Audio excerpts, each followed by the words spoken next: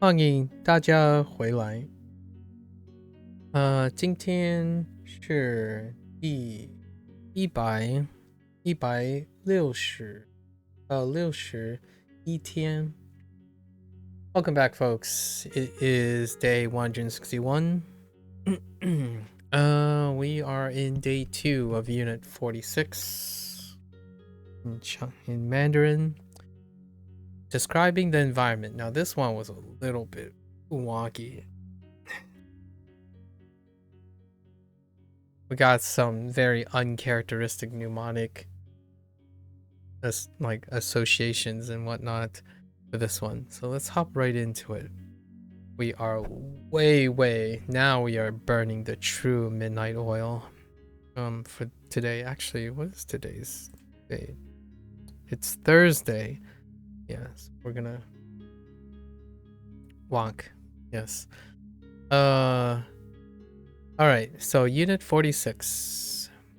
Unit 46 for describing the environment. Where do we start? We start with 近处进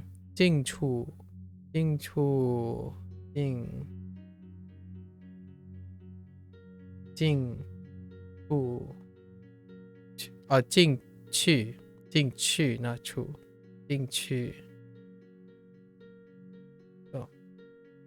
去进去图书馆 we're using a library as our location 图书馆进去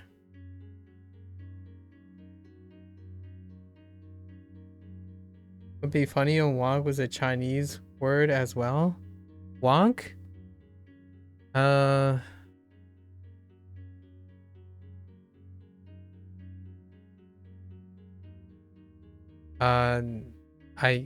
unfortunately nope. Well, I can't think of one at the moment. I think walk might be the closest. So there is walk, like the walk, and even the English walk. Not sure about wonk. I do not know enough yet. 进去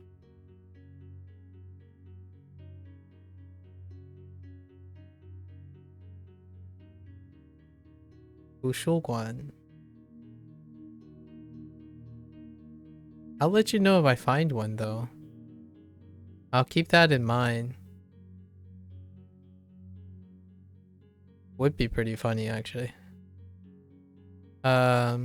图书馆 图书馆 and then we did a pivot 外面图书馆外面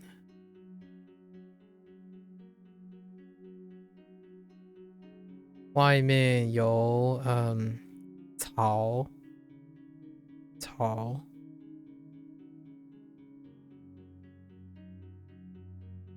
Come on, mnemonics, don't fail me now.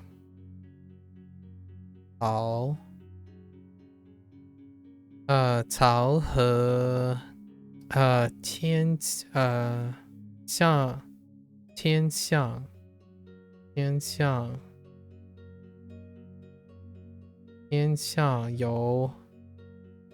有信心 I used this earlier in the Japanese lesson to relate it to hoshi.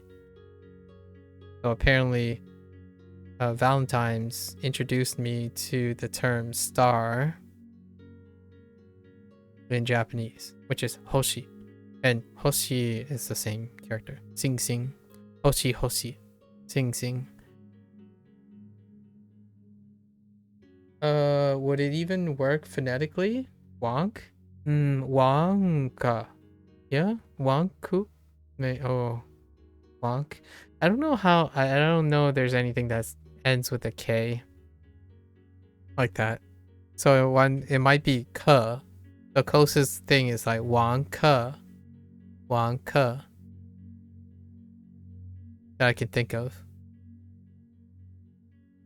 Which is kind of close to wonky, I guess. Oh, it could. Wan Qi or Wan Ji. Wan Qi. Yeah, you could get wonky, like wonky. Oh, wan is a thing though. Wan is a thing. So the word, the sound wan, wan, wan, wan, and one are all available. And then key, like key, key, key, key. So if you add them together, you could get like wonky.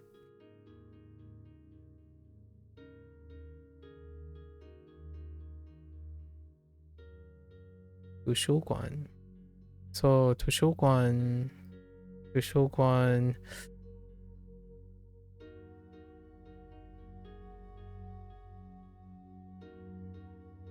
What is it? So 清 安静安静安静安静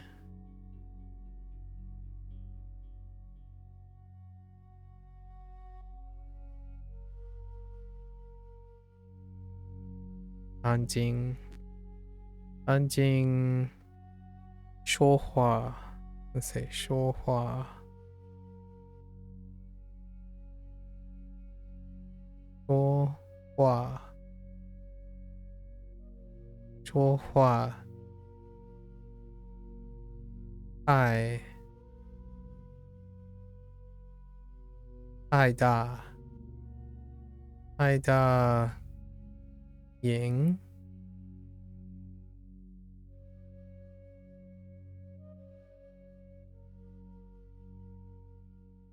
Oh, I missed a stroke. No one will ever know. 影影响 or actually it might be 像影像 might be 影响 I think it's 影响 neighbor 邻居哦邻居邻居邻居是什么邻居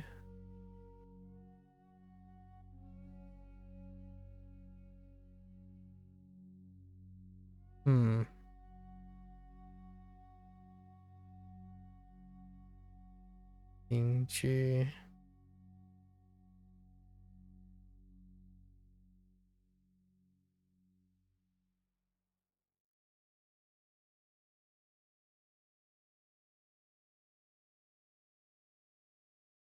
I remember the G.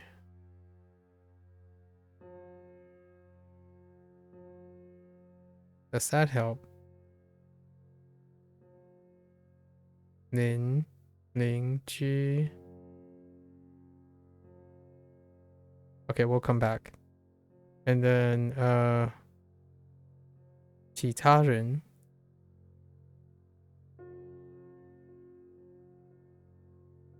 其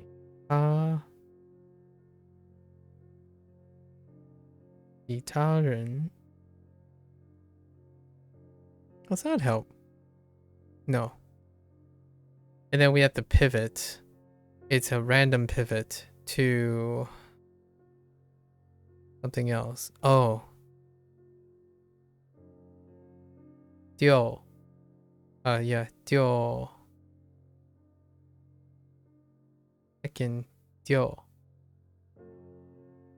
and we're not even talking about 丢 from JoJo. I don't watch JoJo, by the way.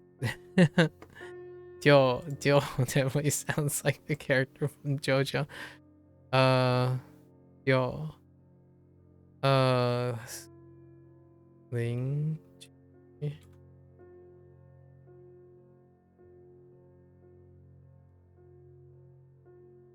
Oh, I remember Lingji.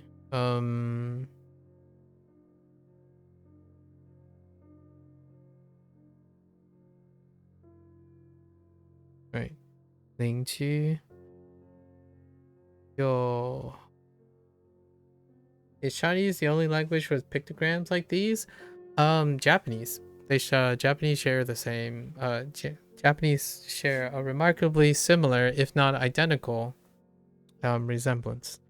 And additional, Japanese have two additional writing systems along with Hanzi.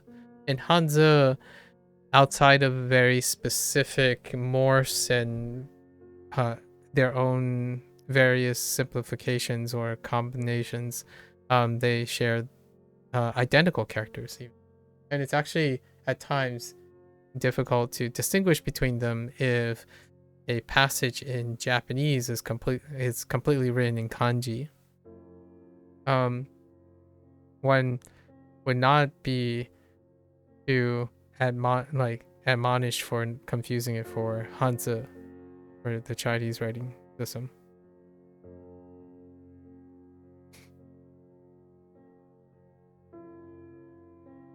So, for example, well, you're talking evolutionary. Is Chinese the only language with pictograms like these? Oh, well, it's still the if you're talking from an evolutionary, it's still the response is still the same. It's still germane to your question, but I don't know. I'm not a linguist. I don't track these things, but the response is still the same. Japanese is also a language with pictograms.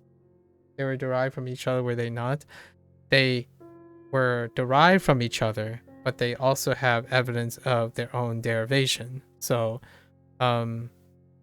whether it was in isolation or not, you could, if you're making from an evolutionary standpoint, you could say that the vast majority of every language derived from a single point of origin. So, you're systematically choosing to selectively pay attention to one and not the other. That's perfectly fine. Like the other one you could think could be hieroglyphs. Well, hieroglyphs have some sort of pictorial origins with, one would argue that they probably have still a common evolutionary thing. But yeah, hieroglyphs would be one. I don't, I'm not a linguistic historian, so that sounds about right, I suppose. What I'm aware of is, yeah, hieroglyphs, maybe like one could say the Sanskrit kind of thing that you see, and then Chinese, I suppose.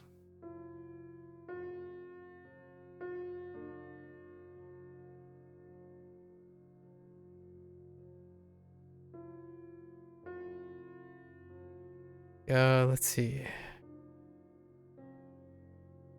Where am I going with this? Oh, yo. Yo.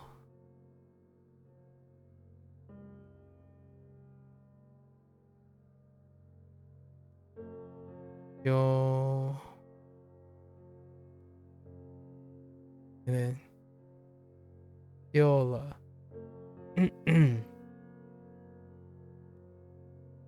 Yeah, I do. Yeah.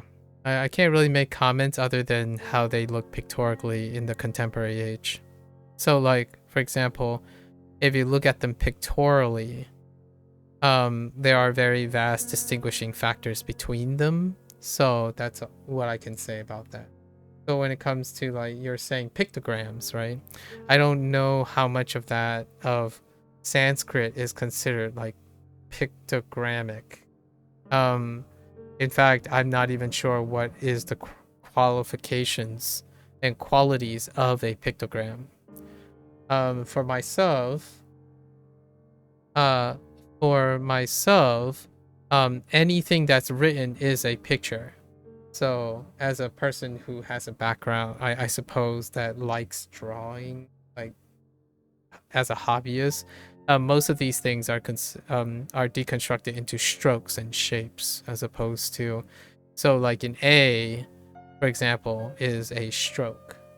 These are composed in a stroke. So I'm not entirely sure what qualifies as a pictogram versus, like, is this a pictogram? What is the minimum qualifications of this being a pictogram? And then this being a pictogram, or this being a pictogram. I'm not entirely sure how linguists qualifies them. I would say the English language is also composed of pictograms for myself because I see them as ways you write and represent something. And I suppose you mentioned artists is an aspiration of yours. I feel like you see these things, and when you deconstruct them, even language itself, they end up becoming pictures or things you imagine. Yeah. I view writing characters like Hanzi and Kanji in that similar way. It feels very nice. It's a composition of strokes. It's pretty transformative, really. Yo, and then we have trash. La ju, no, la ji tong.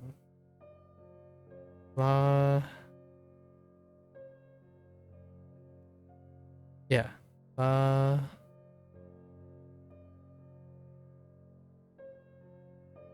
That doesn't seem quite. Yeah, no, that's not it.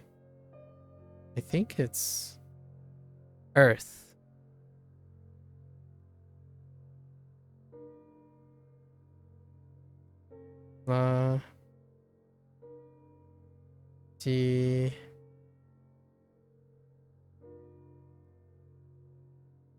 Ji tong.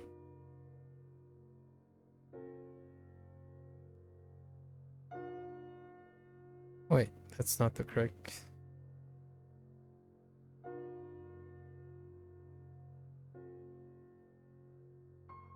La ji tong. Shui tong. Shui tong. And some randomness. 小猫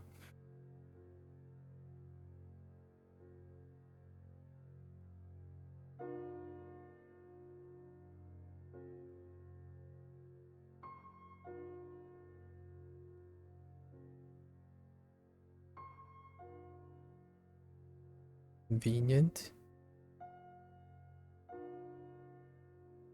方便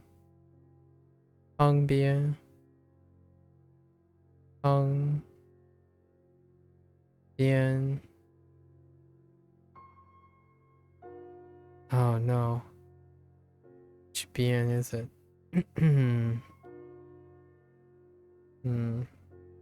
There's also 党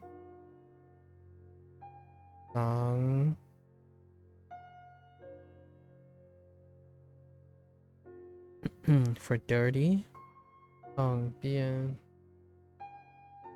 I think it's when you use a plentitude of individual characters to represent words instead of alphabetical arrangement. I see.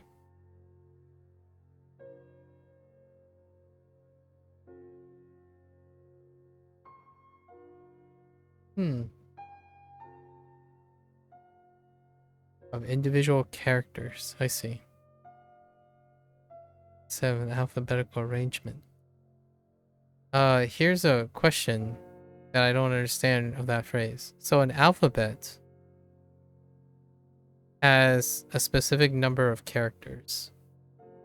And these alphabets are arranged in order to create a word. So if you effectively know if you know a sufficient amount of Hanzi, it constitutes as a larger collection of an alphabet, which is rearranged to form words. So I'm still not quite sure where the logic is that would differentiate for me between a alphabet and a Hanzi or Hanzi, as well as like other things. It's a larger subset for sure. Like instead of having 26 characters, like as an alphabet, Hanzi has like a lot, right? However, these things have reads and sounds, and then combining them is what creates the word. I have a question about Japanese, if that's okay. Yeah, sure. I try to catch your stream. I see you streaming like late at night or late my night. So I always go off and then I stay up like for another 3 or 4 hours. So oftentimes I see you streaming. I see you're like at like 50. Is today 58? 57? The reason why I noticed for a while now is because I saw you in the Discord and I watched the Discord side view. How's it going? Yeah, what is your question about Japanese? I might not be able to answer it, so disclaimer. You play Shashinko, but I knew most of the vocab kanji, like 90% of it. Uh-huh. Is there anything you can get out of the game? Not really. Outside of that. Did you try writing all of them? I was 50% past Shashinko. Like, what I mean is, I was in the process of extracting all of the Shashinko from memory, from recall, right? But then it became very like time intensive, and then Inktober happened. So, if you're the thing that I could see that Shashinko can be interesting to do was listening and reading is great, right? Like listening and reading is great. I found that when I had to pull up a canvas and look at an image or something, can I write the image? That's one thing, but I don't think there's anything else. If you know like 90% of it, that is definitely. I do lurk in the Shashinko Discord. I do lurk in the Shashinko Discord, and it's not quite clear if the developer, Ryan, is up to officially expanding Shashinko. So, I get it.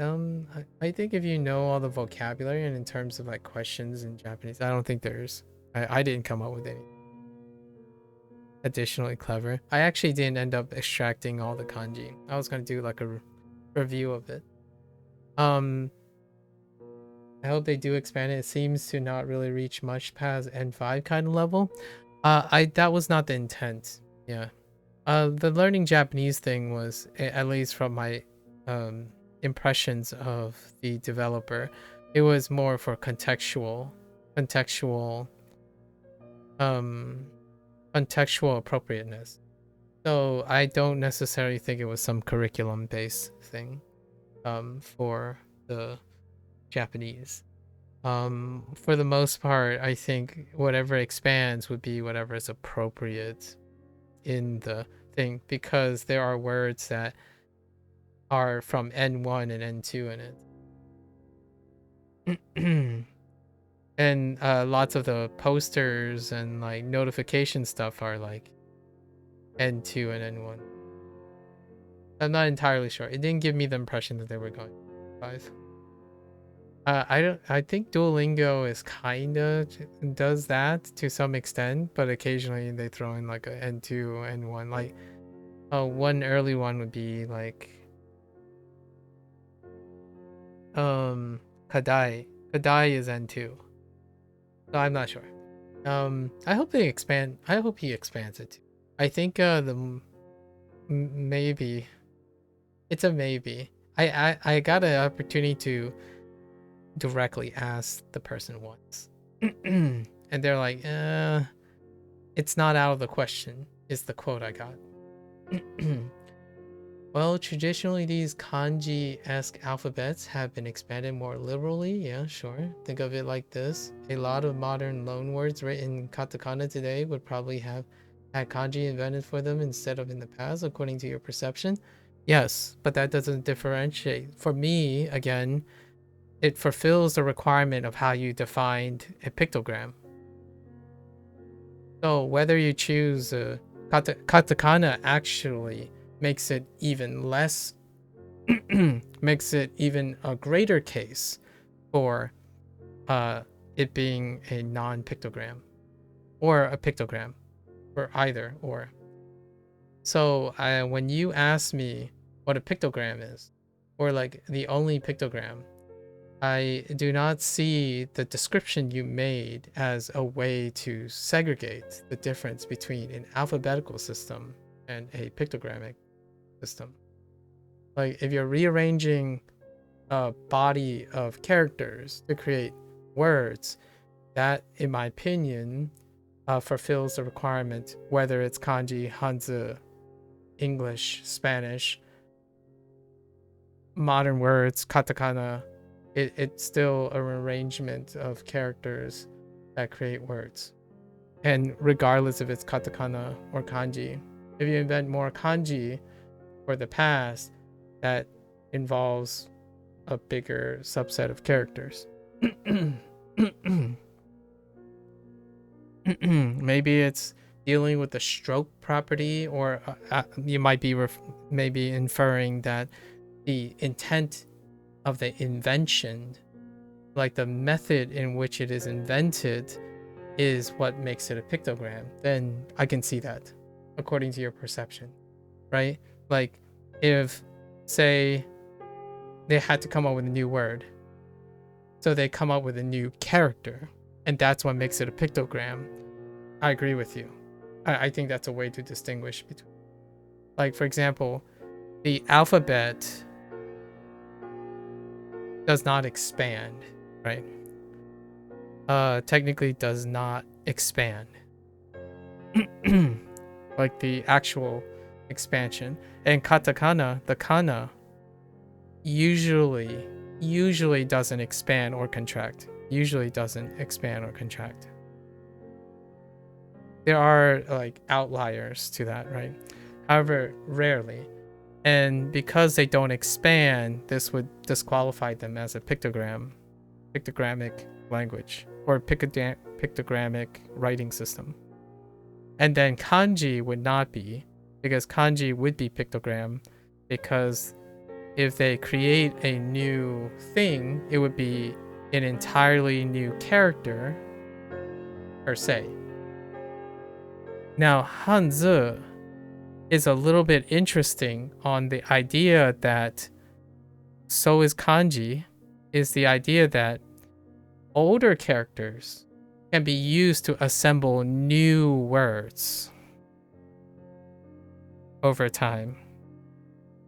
So it's not necessarily true even with that qualification. Alphabets also more usually used to describe sounds with.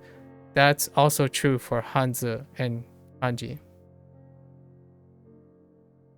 I think it's an incredibly, in my opinion, learning Japanese and Chinese, I think it's an incredibly poor, misconceived generalization that these characters do not carry a description of sound.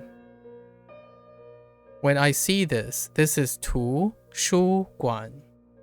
And it actually remains largely a limited subset of only sounds that can come with these characters. And in kanji, you have a separation of onyomi and kunyomi, and their limited number of sounds that are related to those representations. A has a limited representation of multiple reads. And then with conjunction and arrangement of the alphabet, they can expand their amount of reads. So can kanji and hanzi. In order for me to read this or read a word that I don't understand, I can generalize what the sound that they're going to make because of my experience. So, 说话 is 说话 because 话 has this character in it. And da, right? Tai da, that's tai and that's da. You've never been able to derive a read just looking at the pictogram yourself. Yeah, so, well, you have, right? A is a pictogram. That's what I'm saying. Like, I'm a little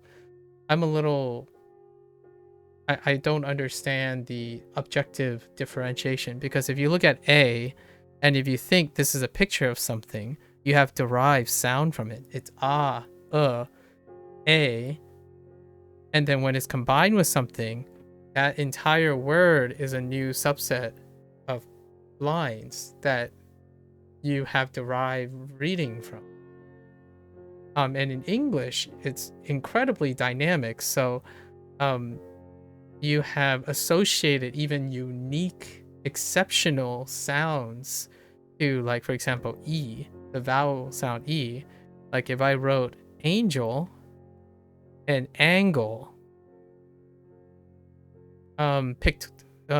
taking the understanding that this is ill and this is ill is very much like understanding if this is anjing because of jing here, and then when you move jing to a different place, is it still jing? In Chinese, actually, a lot of times they stay the same, and they're tone shifts. So like if I wrote it this way, that's da tai. It's probably da tai. And in English, if you change these around enough, they might actually produce an entirely different sound. And that to me seems like it's still relatively within the confines of the definition. So I actually leave it, hats off to linguists to try to identify and categorize language. But to me, I don't necessarily, at least from my experience, I don't necessarily differentiate between the arrangement of a group of characters to forming new sounds or forming sounds and new words, right? It's interesting though. I think kanji has, if I had to describe what kanji was, I almost feel like kanji, each character functions quite like a vowel in terms of how it is depicting sound. So one kanji character, right? Like I want to pick one that I know quite a lot of.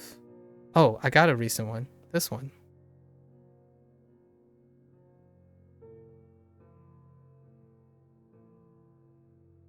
So this character is Chaku. Chaku, Gi, Ki, Gi, and Ki for me right now. So if I see this character, I will think of Chaku, Ki, and Gi. And Ki, Gi are related because Ki, Gi are modifications of each other. So when it goes and adds it to something, there's a chance I will use that until I expand the amount of reads associated with this character. Much like the way a is also e and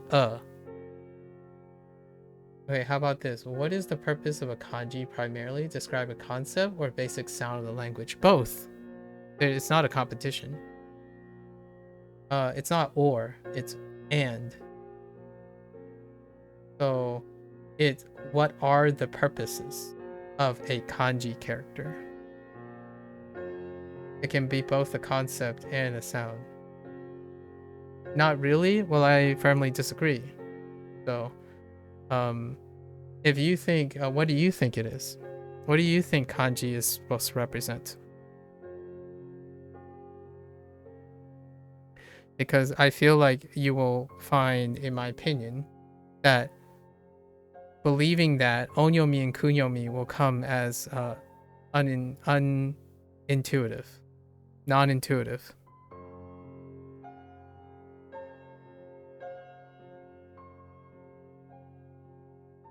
It's interesting that you chose kanji instead of hanzi, because hanzi would be an even weaker argument that it is not both.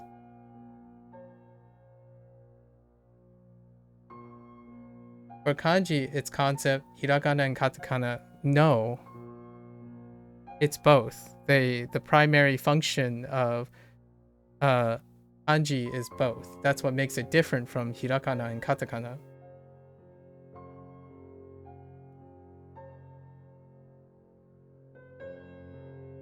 Like, kanji does both. You're only familiar, but kanji does both. That's what makes kanji interesting. Like, you're suggesting that they're exclusive of each other. Kanji serves for the function of both sound and concept. If you're treating kanji like only concept, then you're going to, in my opinion, de-emphasize the idea that onyomi and kunyomi exist. And that is usually a really big end game for understanding what kanji is. The attention to onyomi and kunyomi, the read of the kanji characters. Hiragana and katakana, I'll give it to you, it's sound. And they are different. And then the reason why I'm saying why didn't you use hanzi? Hanzi, it's a great illustration that it is both as well. It is both incredibly convenient that you understand what the sound it represents and also the concept in which the sound is associated with. Compartmentalizing what it clearly functions as every single time is something that I feel is a little bit narrow-minded, in my opinion. So if you're saying it doesn't represent a sound, then how do you remember the sound? Like, every time you go to read a kanji character, your first idea is it's the concept, but there's a sound associated with that character every time you see that character. So I would say that both the concept and the sound occurs with equal frequency when you see a kanji character. So conceptually, it would be both sound and concept. As opposed to like saying you, in order to understand what a kanji is and read it, you only need to know the concept.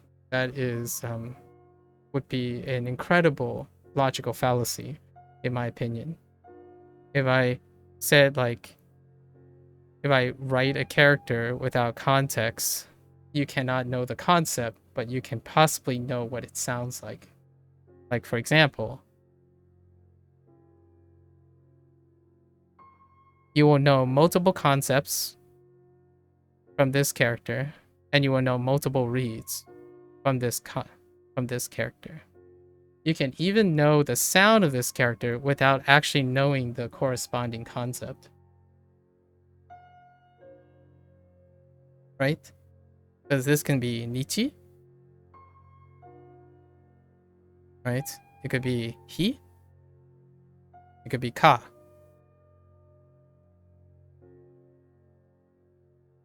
And if you know these sounds, you might also remember what their concept is.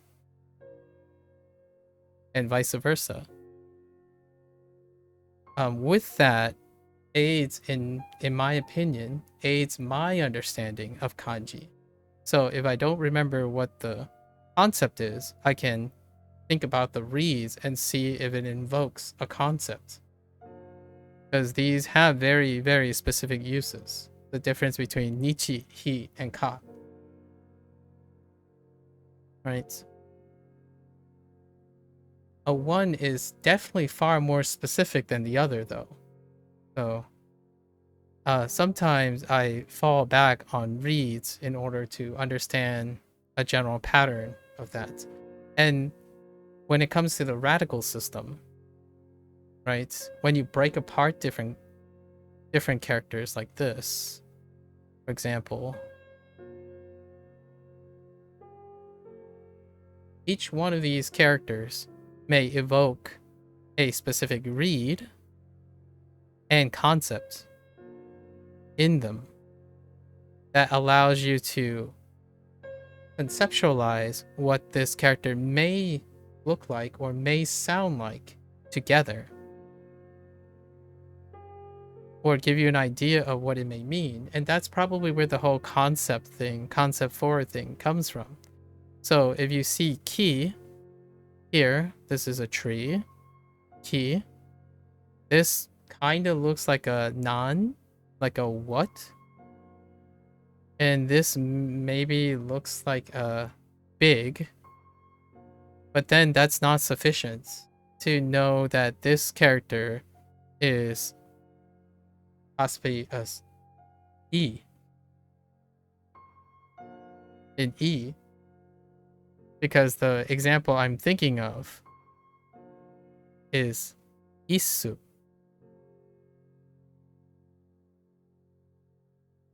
So it's both the concept and the read is unreliable in many situations. However, if you combine both the concepts, you can probably get at the meaning of the character far more, at least in my opinion. However, with all that said, you probably don't need to do any of that. I think with adequate practice and stuff, you can choose the way you want to push the concept forward, and you are able to remember the thing. I think sufficiency is the word I would probably use here, where if it's sufficient for you to get at the meaning of the kanji and stuff without needing to think about the phonetics or the onyomi and kunyomi, then it is most definitely sufficient. For me, the purpose of kanji is both, because without I perform memory task far more efficiently if I had more information. So um, both are integral to understanding of the kanji. And then in Chinese, Hanzi, their reads 80% of the time stay within one or two of the reads. And the sound that they make that combines together articulates the concept of the word to me, as opposed to the concept of the characters themselves. And then some of the radicals within the concept have an element of restricting what sound it can make. So there's that. And over time, you kind of get used to it, at least in my opinion. And I read Hanzi like an alphabet. So like you largely read based on what the character's sound makes. Yeah. So this is xiang, right? This will commonly most of the time be xiang, and you make all the other sounds. Is a read the same as a picture? What would a person seeing this make of it depending on the language they know? Apple? 苹果? Right. That's not right. Is it?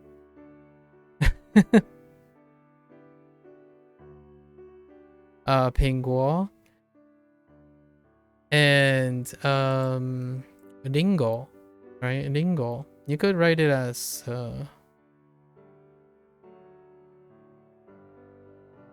does it have a kanji? No, it probably doesn't. Lingo.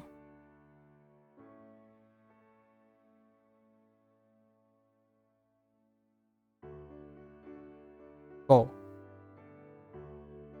Oh.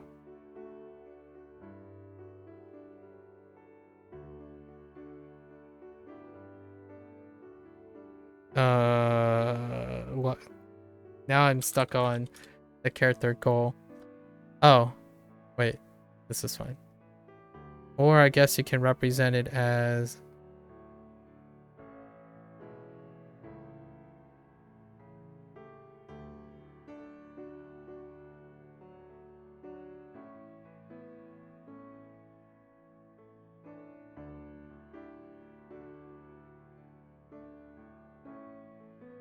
right.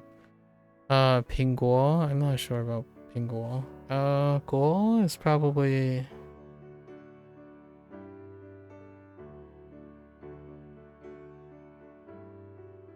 苹果.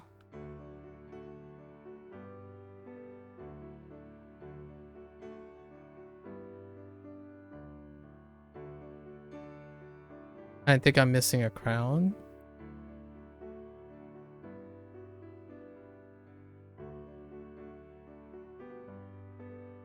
So is a read the same as a picture?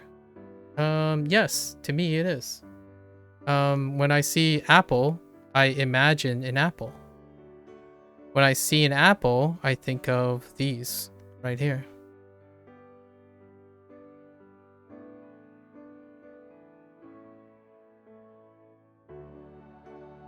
What would a person seeing this apple make of it? Well, I can't speak for other people, so I will speak for myself. The way I learn things, like for example, here, I have a picture of this. When I see anjing, I see a picture of this. And you might be thinking, well, those aren't pictures, they're letters or alphabets. It's like, yeah, but this is also a universal depiction of sleeping. However, sleeping is also associated with the concept of quiet. And this is quiet.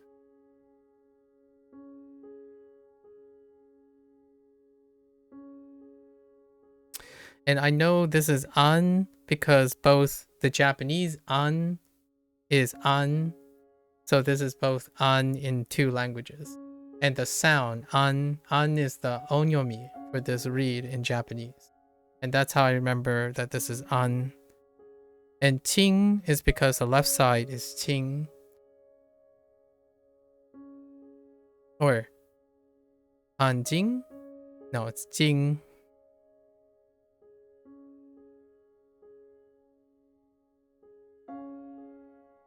Yeah, anjing. And this character here is Shizuka. Or this part, this right character is Shizu. And then you add ka,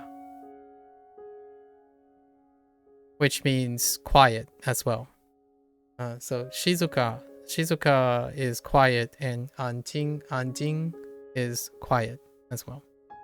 However, instead, I could picture someone sleeping, and I think of a quiet environment. So it is effectively a quiet environment. When I think of apple, I also think of many things like marui, which is round, right? An apple is round, so marui. It is also red, so akai.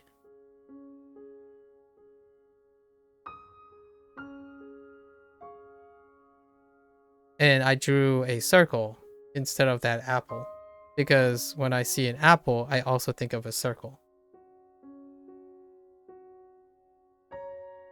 Right? And kudamono is another concept, right? So if you're thinking about kudamono, that's a fruit.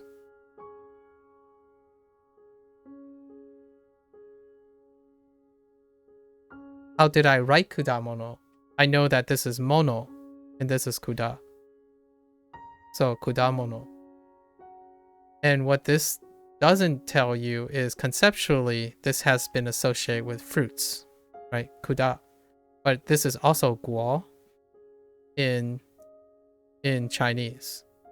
So I knew how to write pingguo because guo is part of pingguo, which is fruit in a concept.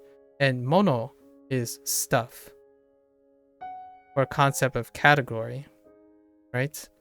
However, I know to write mono because it's mono. This is the sound that this character makes. So I combine both of them. I combine the concept of the sound and the meaning, the concept of the word. Does the picture itself elicit a depiction of stuff? I can't really say. I don't know if that was supposed to look like stuff. This certainly doesn't look like a fruit, does it? I think the concept of pictograms is very much like maybe hieroglyphs. I don't know much about hieroglyphs. Maybe hieroglyphic things are more kind of look like the things they're supposed to represent. Like, I get the whole key thing, right? This kind of looks like a tree. This kind of looks like a tree, like key. Funny enough, this is not the character that Chinese use to represent qi. It's a shu, right? They use shu as the or shu. Sorry, they use shu, which looks like this. I think it's you do 3 different simplified characters. This, yeah. So shu is the combination of 3 simple characters. They have 1, 2, 3 for shu. And this is tree in Mandarin. Or simplified Mandarin. I'm not sure if this is simplified. I don't think either of them kind of looks like a tree per se, or the concept of tree. And this will usually be forever shu in some way. And qi, you'll have qi and other things. I'm actually not sure if I have any, if I know of another read for qi at the moment. Yeah.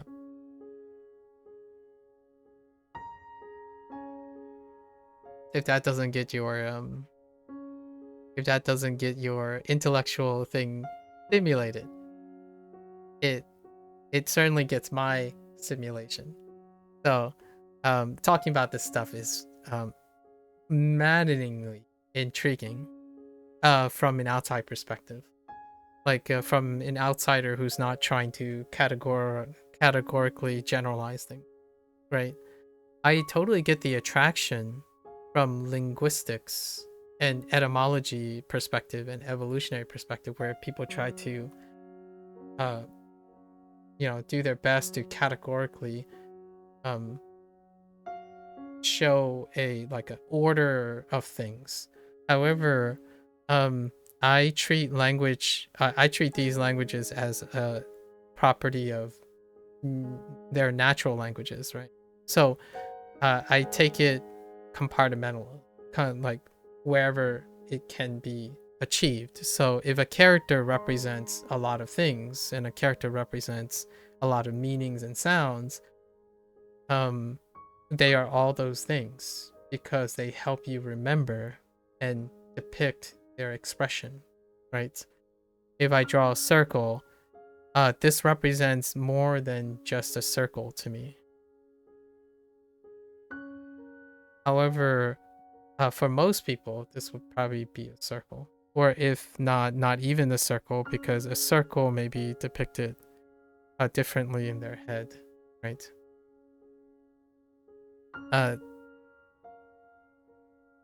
Yeah, these characters mean a lot. That's why at least one of the big motivations for me is what makes learning Chinese and Japanese incredibly wonderful.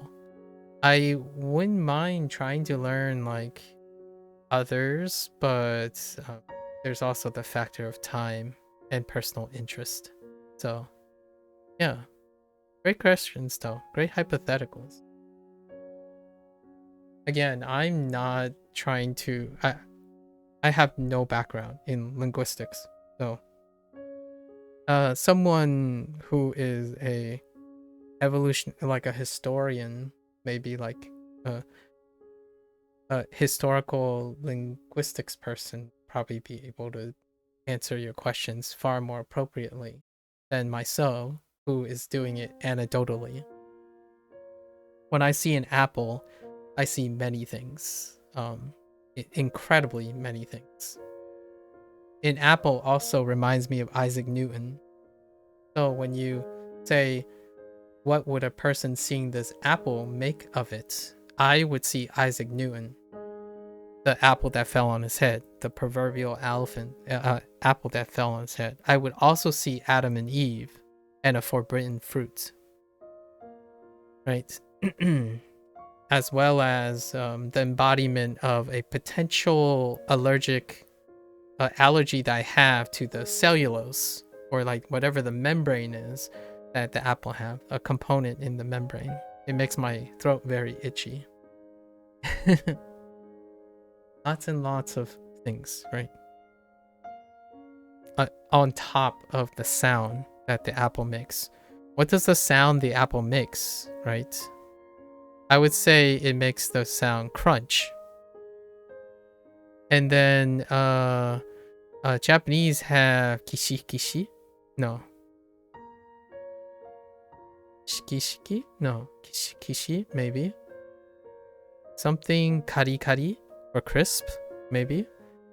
So they have onomatopoeic ways of describing apple. Using kana, which then kana is, I guess, alphabet. Like it goes back to the idea that it represents a sound, I suppose. It'd be interesting if they have onomatopoeic things in kanji. I don't think so. I didn't encounter an example yet. In Hanzi, in Chinese, there are representations of repeated sounds to mimic the sounds onomatopoeias. And English have onomatopoeias on top of being an alphabet. So there's also that. All right. Unit 45. Where are we with Unit 45?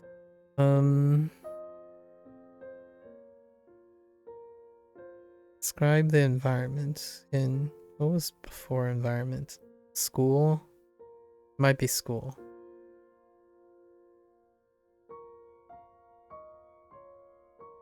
Oh, it's plans. What is the plans? Oh. Danren. Danren.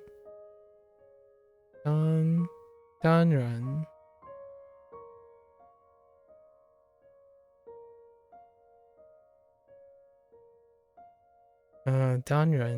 原意。原意。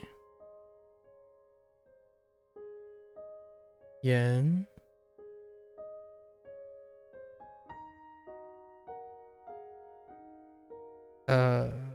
Yes, 言。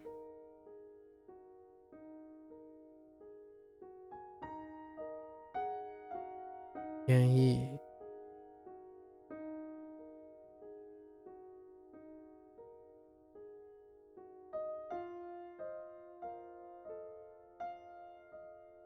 原意。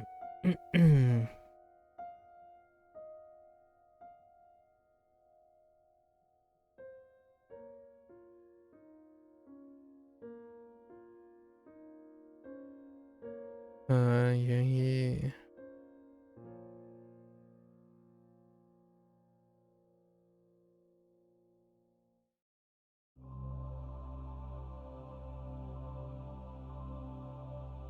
Where are we going with this? 原意。Oh.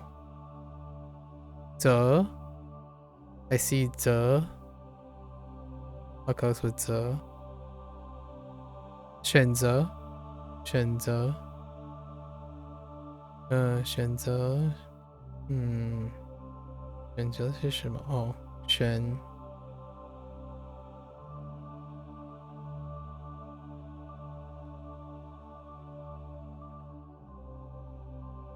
选择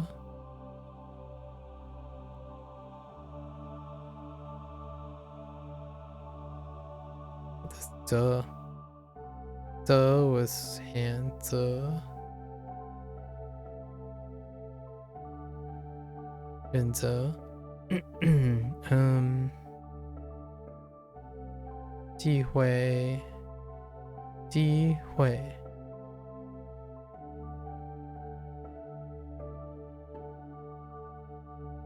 机会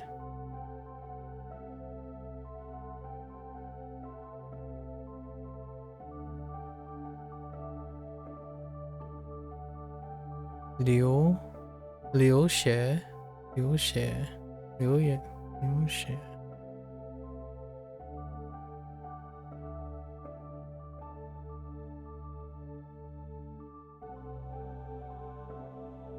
流血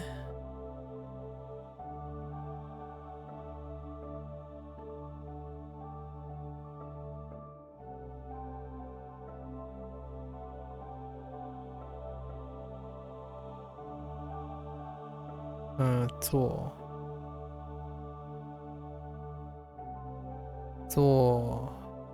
过，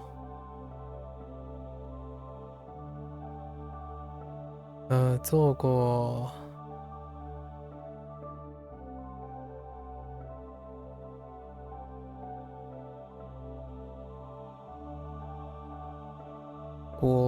国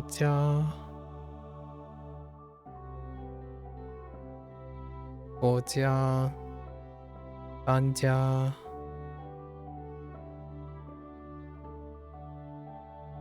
Oh yeah no that's fine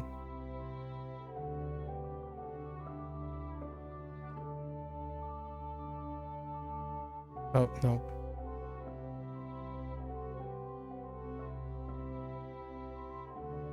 搬家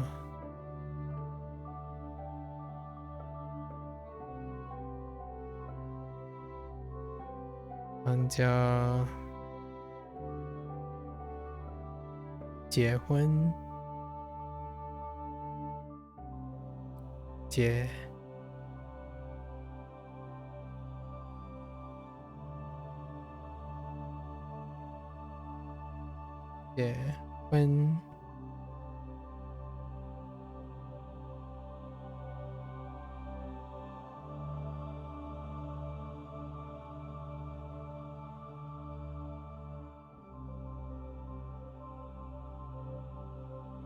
婚分手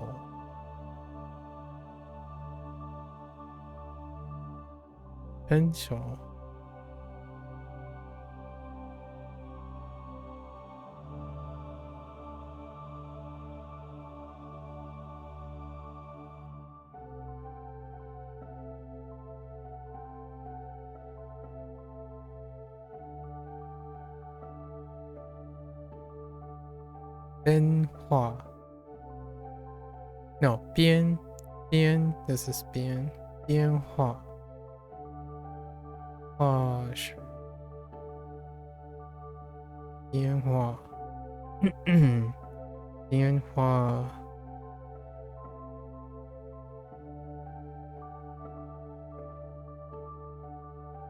室的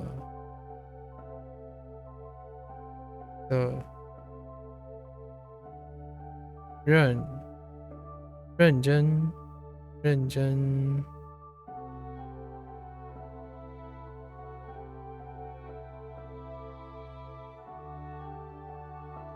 真是认真的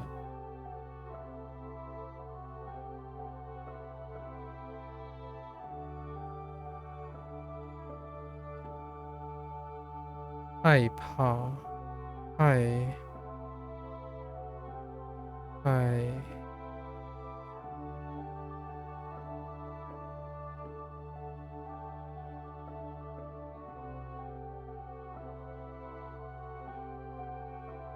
That's a little too separated.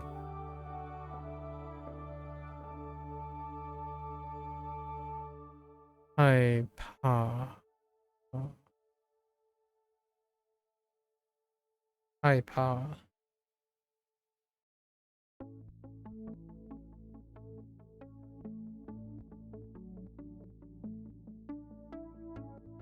No, wrong one.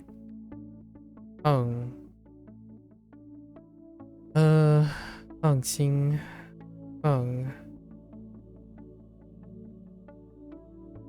Oh wait. Yes, it's that fun. Yeah. 放心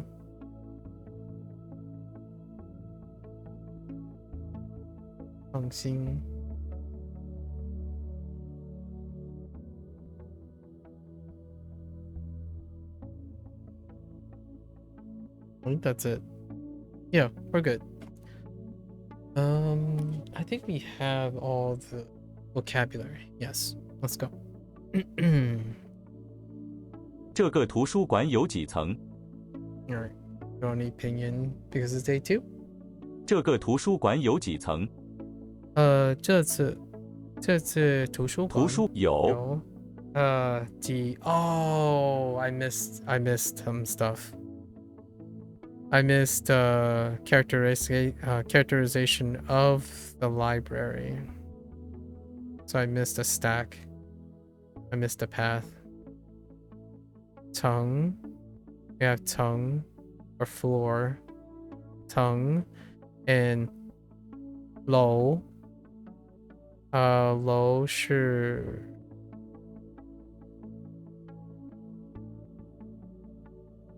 yes, low. Low, and then 上 and 下. 上 and 下 combined with 去 and 来. So 上去上来下去上来下来 to go up and down the floors, right? I missed a path. That's fine. 这个图书馆有几层？几层？几层？ Yeah, how many floors? 这里的环境很漂亮。这里的环境，这里的环境 Oh, yeah. 这里的环境 Oh, wait. I skipped. Did I skip 环境? Oh, I skipped 环境. Dang it. So I skipped 1, 2. 环境, which is environment. 环境.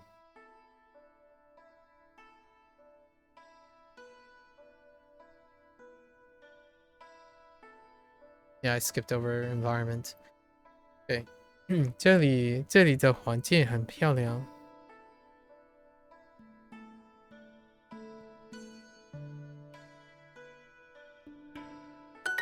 他的家有2层。他的家家，他杰的他的家有，他的家有2层。你觉得这里的环境怎么样？你这里的这里的房间环境怎么样？环境怎么样？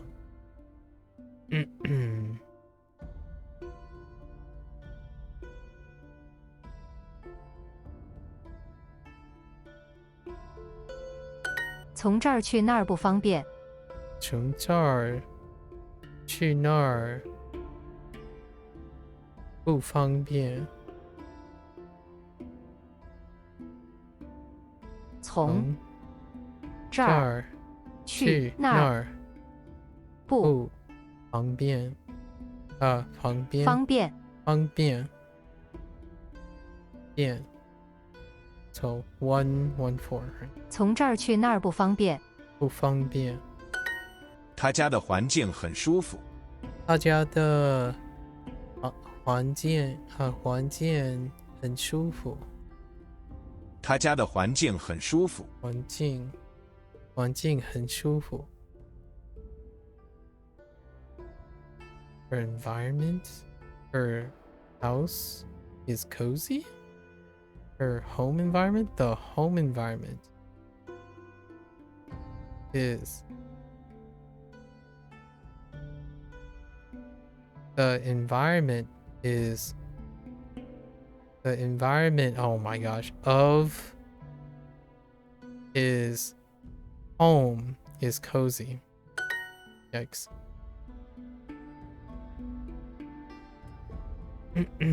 So, okay. 环环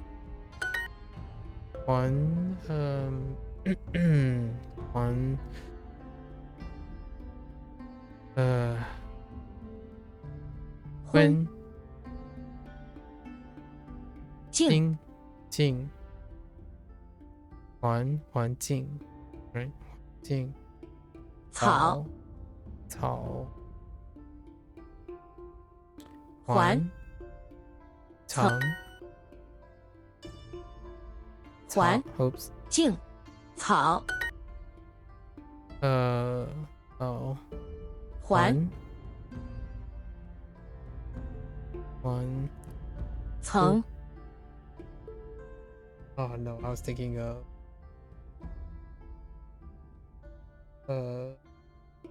玉层院燕园艺静草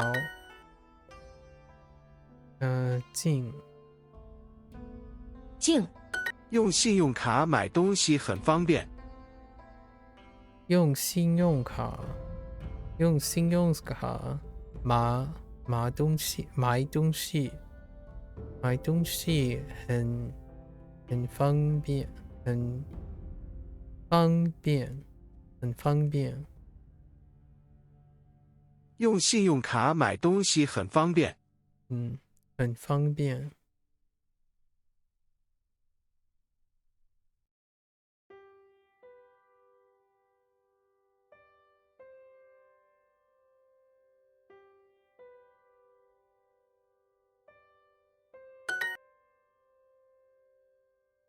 层 What flowers you love? 你最爱的花是什么？你你最爱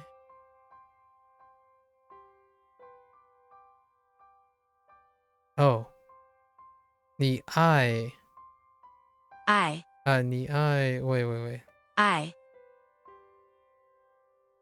爱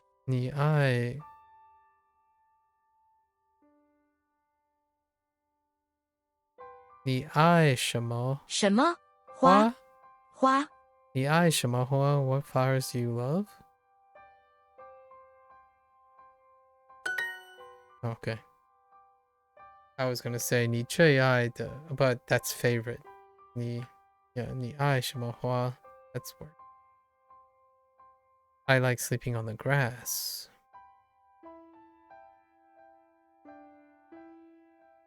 我喜欢在草里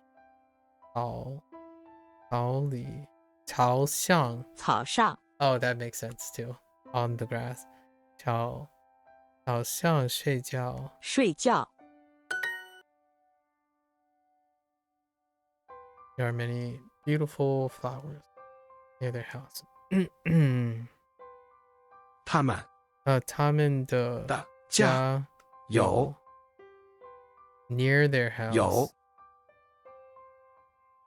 他们的家的 near 附近有他们的家的附近有很多漂亮的花。That doesn't seem quite. Oh, 很多I don't need the 很多漂亮哦的花 So 他们家的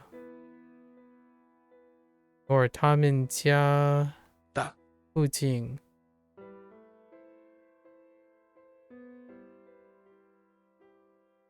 do you really need to modify something that's personal? Maybe not. Okay. Alright, fine. We're fine. The house is pretty personal. 这里这里的草很绿色的 or 绿 That works.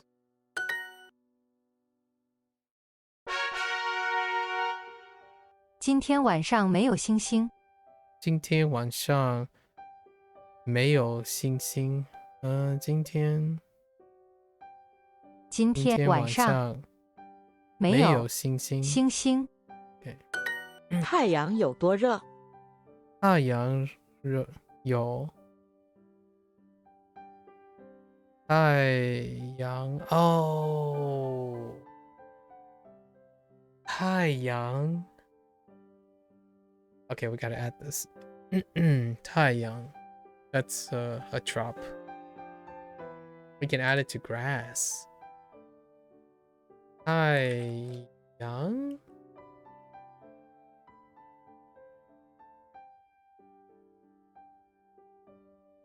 How the heck do you write young? Oh, 太阳 Not 太阳 Okay, 太阳 Okay, 太阳太阳有多热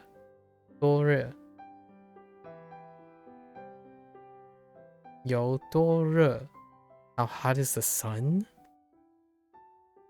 Okay. Secretly, the sun is also a star, but that's fine. 他们跑了上来。他们他们跑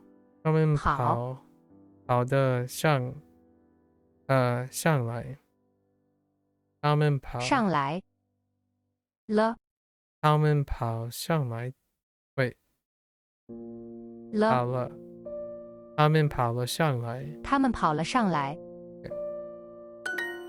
为什么你今天很安静？为什么你今天很安静？Oh, interesting. 静，请上15楼来。请上15呢？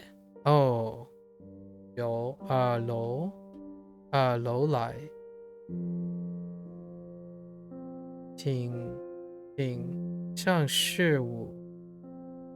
15楼来。Okay, please come up. So the number. Oh, so you put the position in between 上来 and 上去 Interesting. So I'll make a note of that. Please come to 15楼 Please come to the 15th. Please come up to the 15th.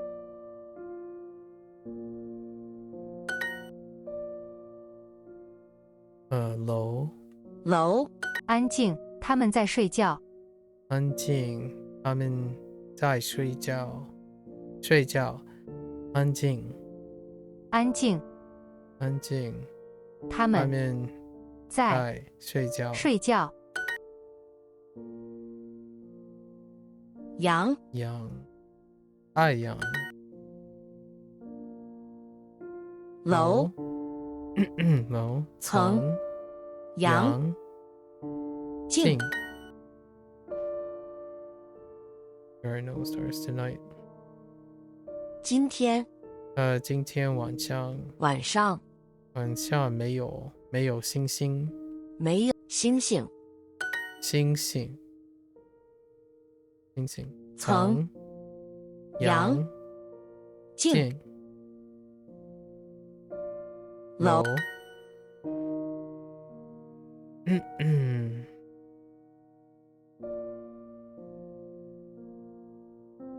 哦，铅笔。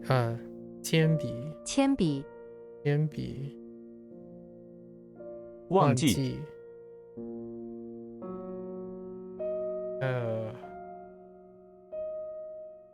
Oh no. That's鱼 and oh 鱼养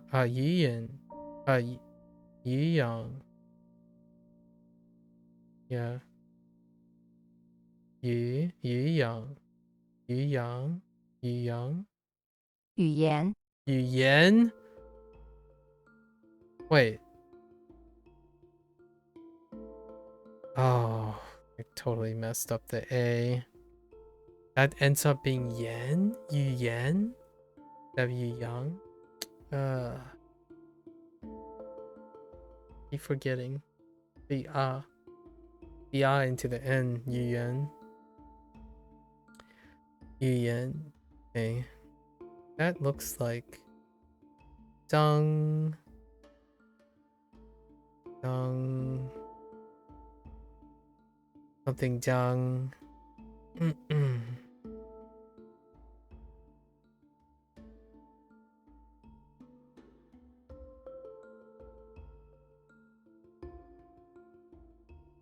Xinjiang. No. 伊江紧张、锦江 Okay. 锦江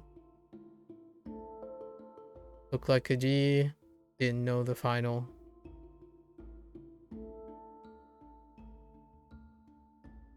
安静、 They ran up.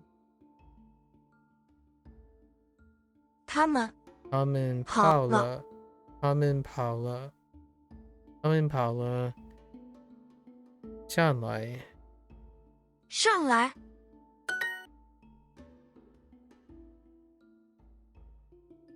我们我们在在八层八楼 Where were you going then? 八楼8楼，八楼，我们在八楼。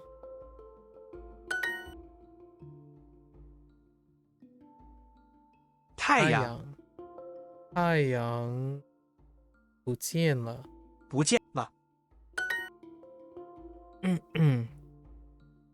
Which floor do you live on? 你你住在几楼？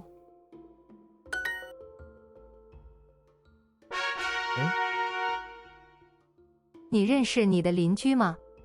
你认识你认识你的的居？哦，居，邻居吗？邻居吗？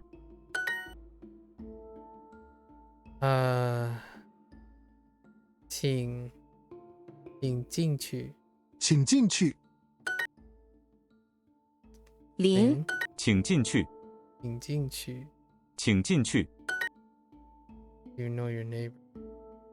你认识认识你认识你的邻居吗？邻吗？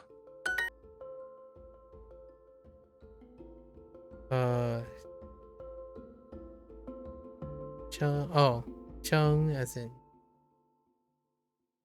声音 Oh man, did I not write 声音 as well? I didn't write 声音 The volume? Yeah, I don't think I did. 声音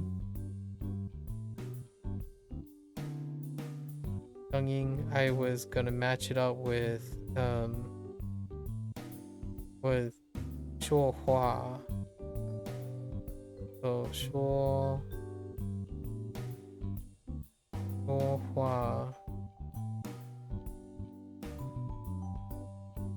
说话太大太大 I dropped like a good amount actually 邻居声声音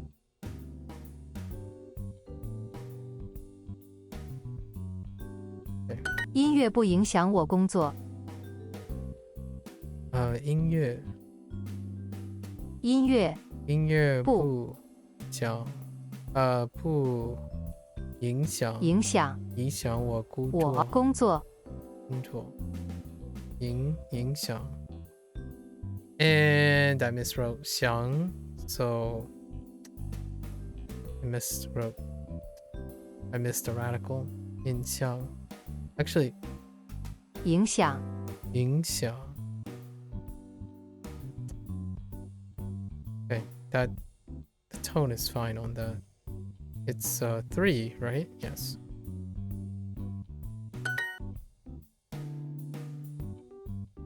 居在图书馆说话声音不要太大。在图书馆。在图书馆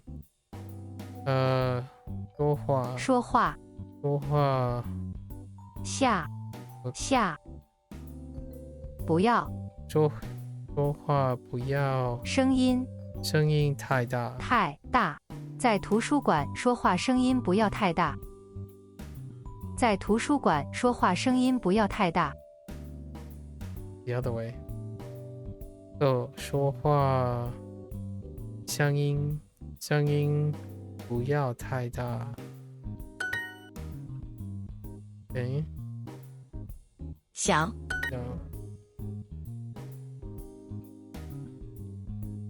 静居声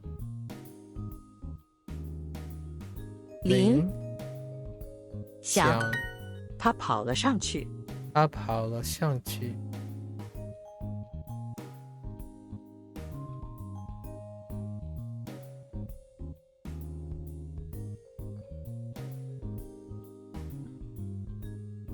What?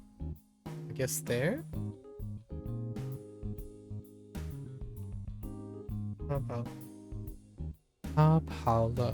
他跑了上去。I guess that.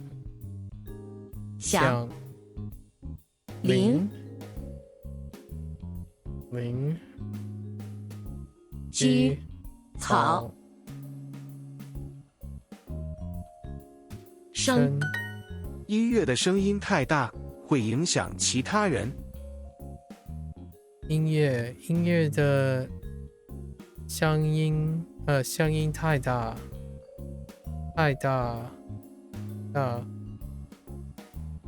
会影响其他人。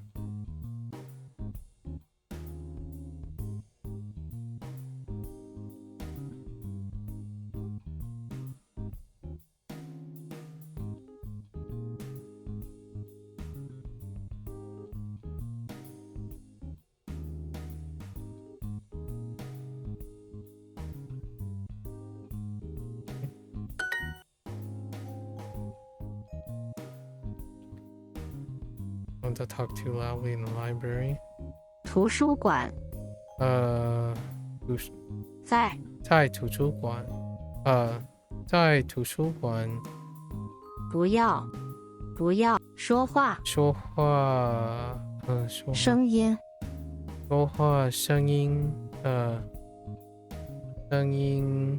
不要太大。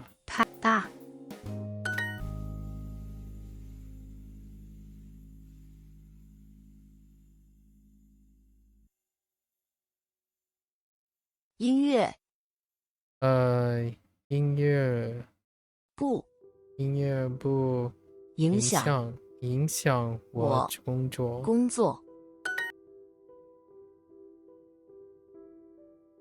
Excuse me. 我请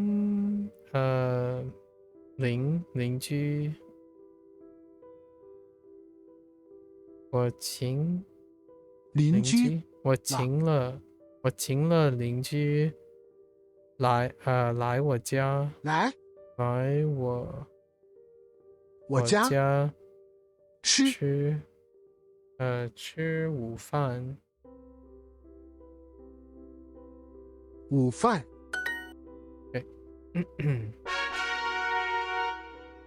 我的手很脏。我的手很脏。Oh, it's 4. Oh, it's 4. I thought it was 2. Okay, 很脏。我的手很脏。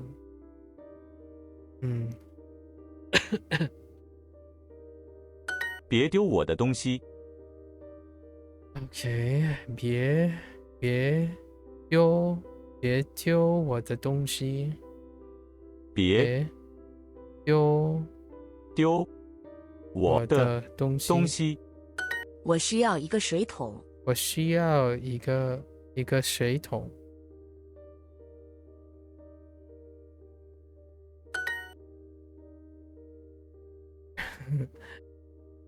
你的狗很犟，你的狗很犟，很脏，很脏，很脏。你的狗很犟，你的狗很犟。Where has it been?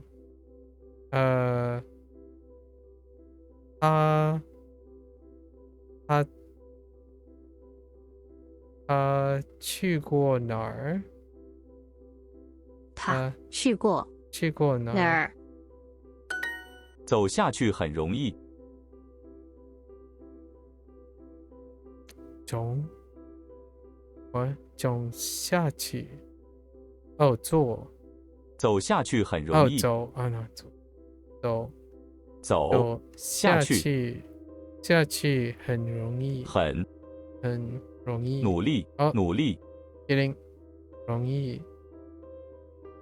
容易。垃圾桶里有一只小猫。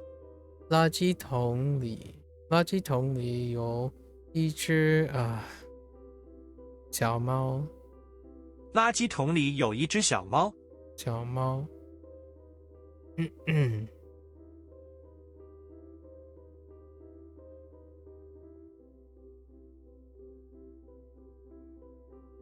Yep。你可以帮我丢垃圾吗？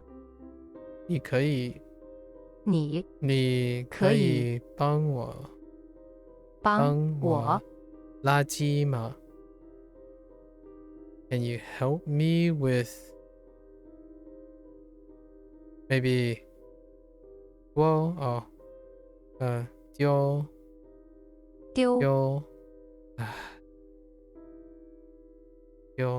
just gotta be embrace the JoJo 丢垃圾吗？你可以帮我丢垃圾吗？你可以帮我丢垃圾吗？这里没有垃圾桶。这里没有垃圾桶。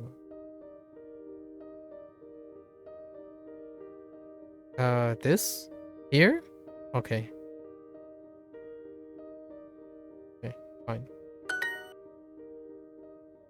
桶。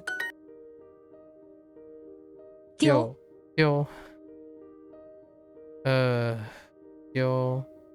还。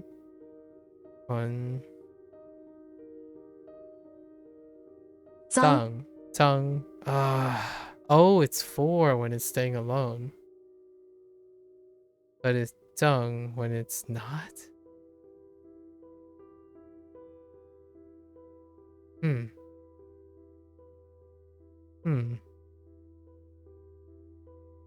鸡。桶。鸡。桶。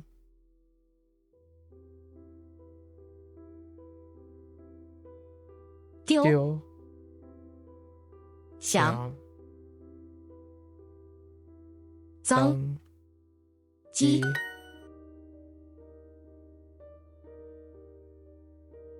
脏。起飞。脏。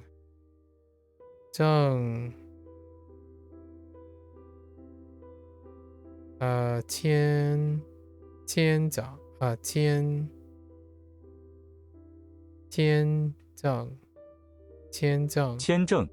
天正。可怕。wrong tone on 怕。可怕。脏。Oh no, now it's 脏。Wait, hold up. Oh, you guys. Why do you keep flipping? 脏。 Let's go look.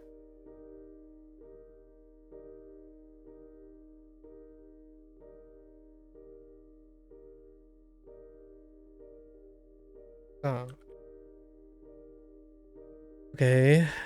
Is it 4 or is it... Oh, it's all 3. Dang it. As a standalone, it will go back and forth between all 3. Dang it.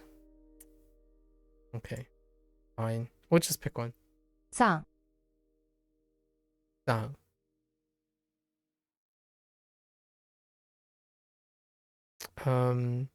TU 馆体育馆 Please write down your name. 请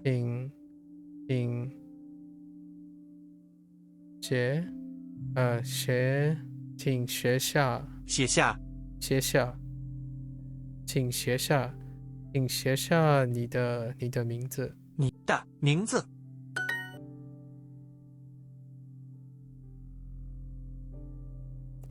别丢别丢我的东西。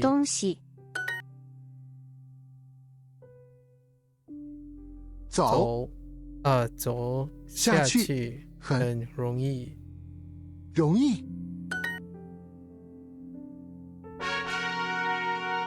OK， 他跑了上去。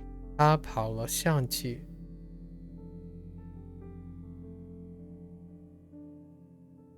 我要去中国，所以我学习中文。我要去中国。我要去中国，所以我会学习中文。我要去中国，所以我学习中文。哦，那会容易会。用信用卡买东西很方便。用信用卡买东西很方便。电放。用信用卡买东西很方便。方便。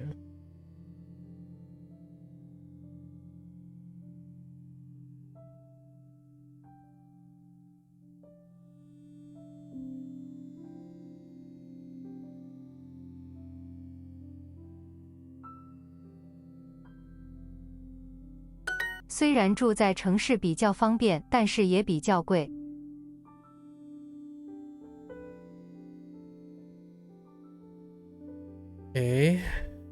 OK， 虽然比较虽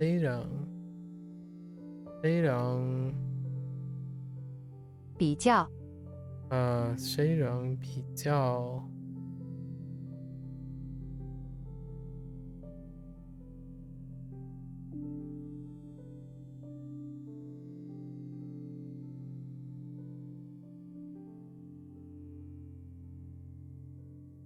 虽然住在城市比较方便，但是也比较贵。虽然住在 What？ 喂。虽然住在城市比较方便，但是也比较贵。哦，虽然住在near something， 住在住在城市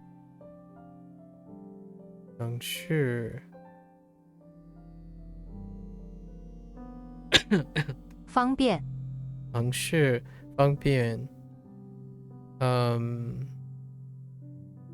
但是 this is expensive， 但是比较贵。虽然住在城市比较方便，但是也比较贵。虽然住在城市比较方便，但是也比较贵。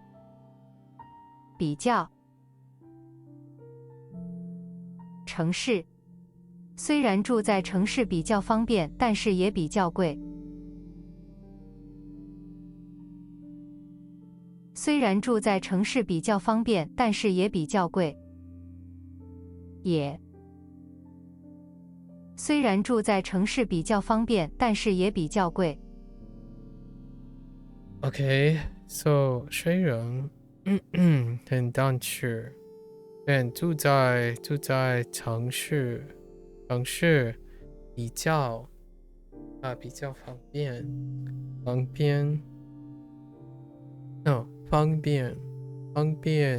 也比较贵。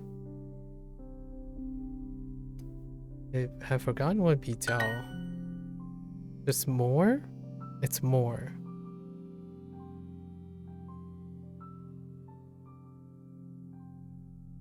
Yeah, although it's more convenient to live in the city, it's more expensive. 从这儿去那儿不方便。从这儿去哪儿不方便？从这儿去那儿不方便。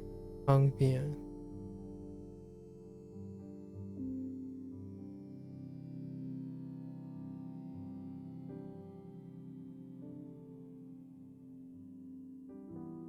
请上15楼来。请上15楼来。楼来。他最后回意大利去了。他最后回意大利去了。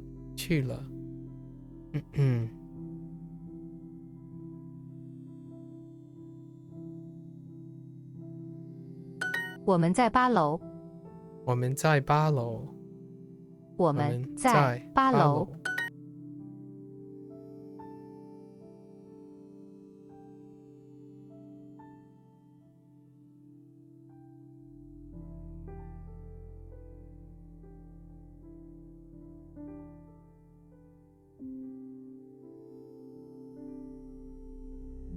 Okay.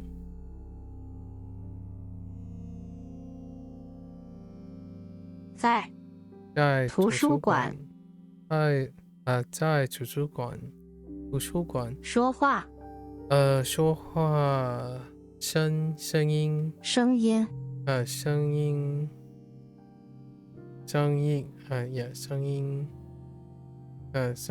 不要太大。There are no stars. 今天晚上没有星星。晚上没有星星。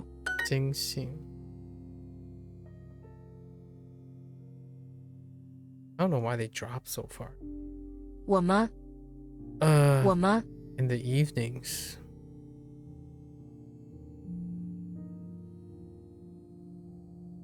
Evenings. 晚上 There's no distinction, right? 晚上在晚上我们可以看见很多星星。很多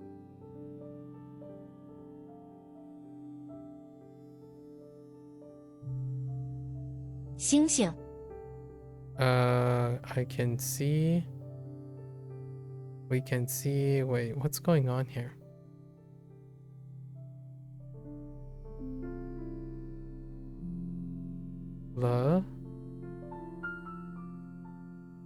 Here. Oh, 这里。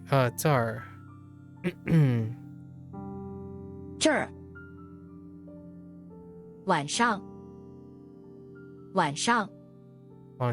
在这儿。No, wait. 晚上在这儿。我们晚上在这儿。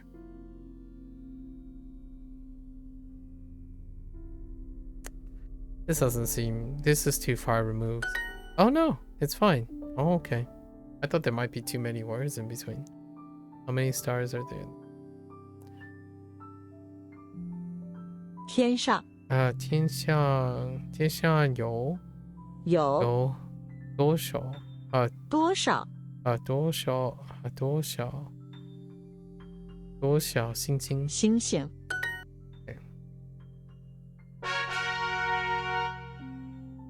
All right, 15 minutes at a dream. Or, boy, we missed quite a lot today. Maybe chalk it up to fatigue. 环境，环境。环境，环境，环境，环境，环境，环境，环境，环境。环境，环境，环境，环境。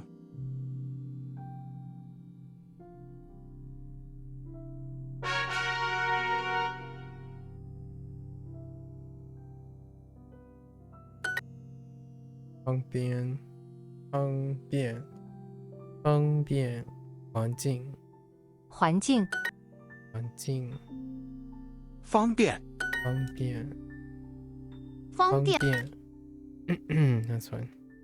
环境，于理，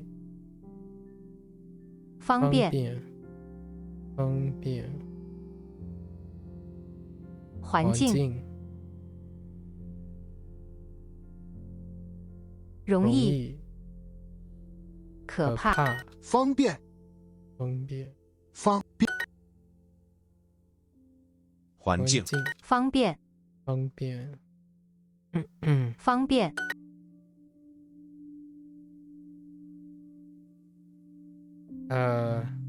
周围，周围，方便，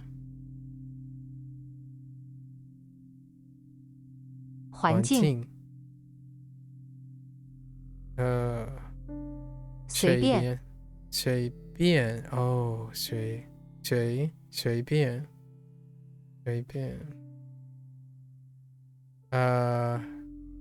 地方，环境，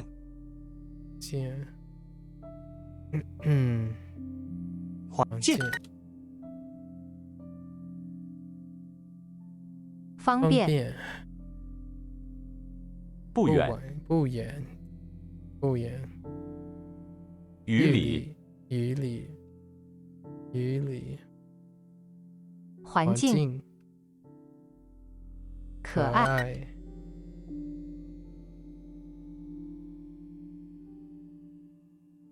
方便，方便，周围，周围，努力，努力，环境，环境，紧张，紧张，紧张，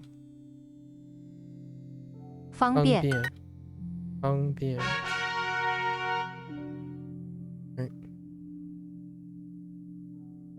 便宜，便宜呀，便便，方便，便宜，随便，随便，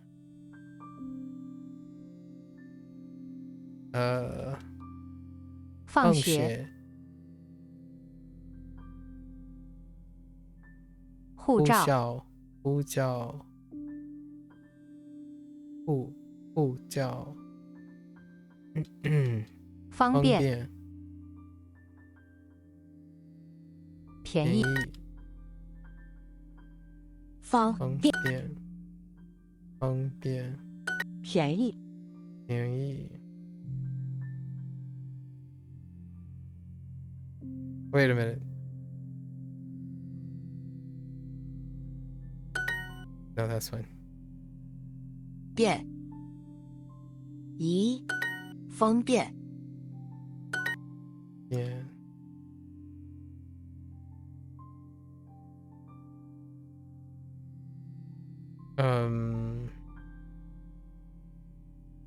7天，一天，地方，便宜，方便，身体，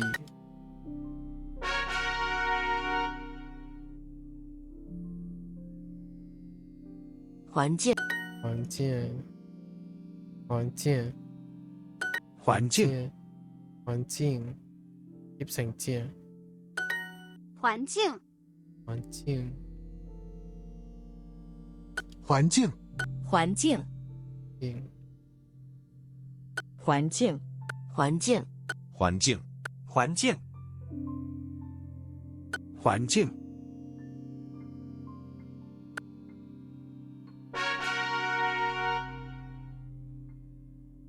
眼镜，环境，环境，环境，环境，环境，glasses， 哦，眼睛，眼镜，眼镜，镜，眼镜，哦，I see。环境，对，环境 is okay, fair enough。环境，眼镜，环境， fair enough。昨天，真的，服务，服务员，环境，眼镜，眼镜，眼镜。Okay, I can hear it. Yeah, sure. 眼 Oh boy, 镜， I see what you did. 环境，迟到，知道，环境，环境，环境。昨天，服务员，眼镜，眼镜，眼镜 ，oops，昨天，昨天，环境，环境，喂，环境，衣服，衣服，现金，现金，眼镜，眼镜，眼镜，环境，环境。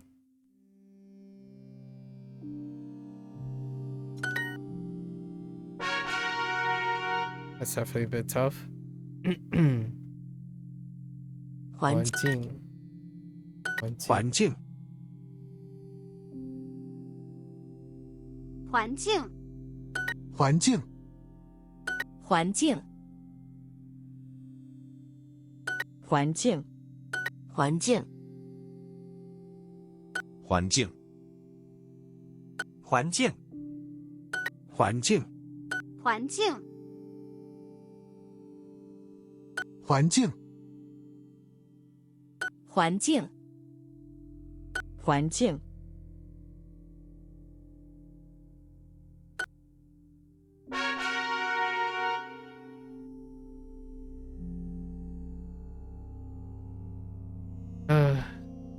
北方，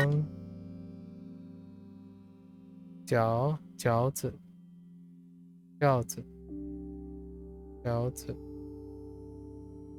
饺子，饺子。对，北方，北方，北方，饺子。哎，饺子，饺子，饺子 is a different term.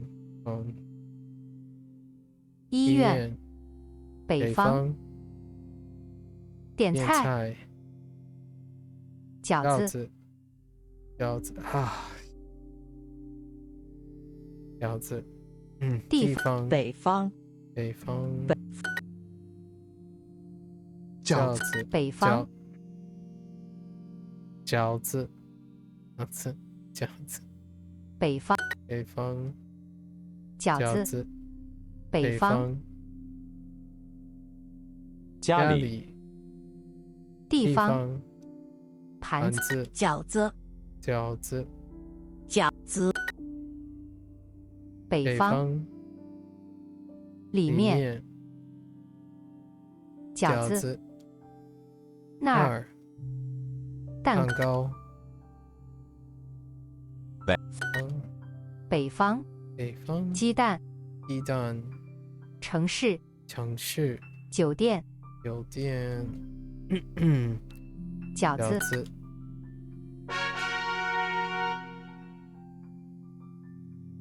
北方，方便，方便，北方，南方，南方，方便，方便，地方，北方，北方方菜，方方便，便，北方，北，北方，方便，北方，北方，随便，北边，北边，方，哦，北边，oops，地方，地方，方便，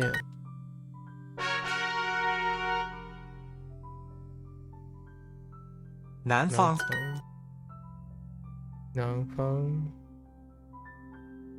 方便，南方，南方，北方菜，南方菜，地方，方便，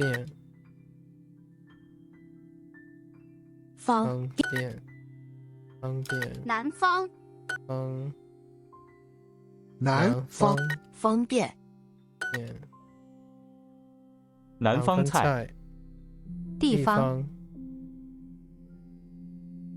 方便，南方，北方菜，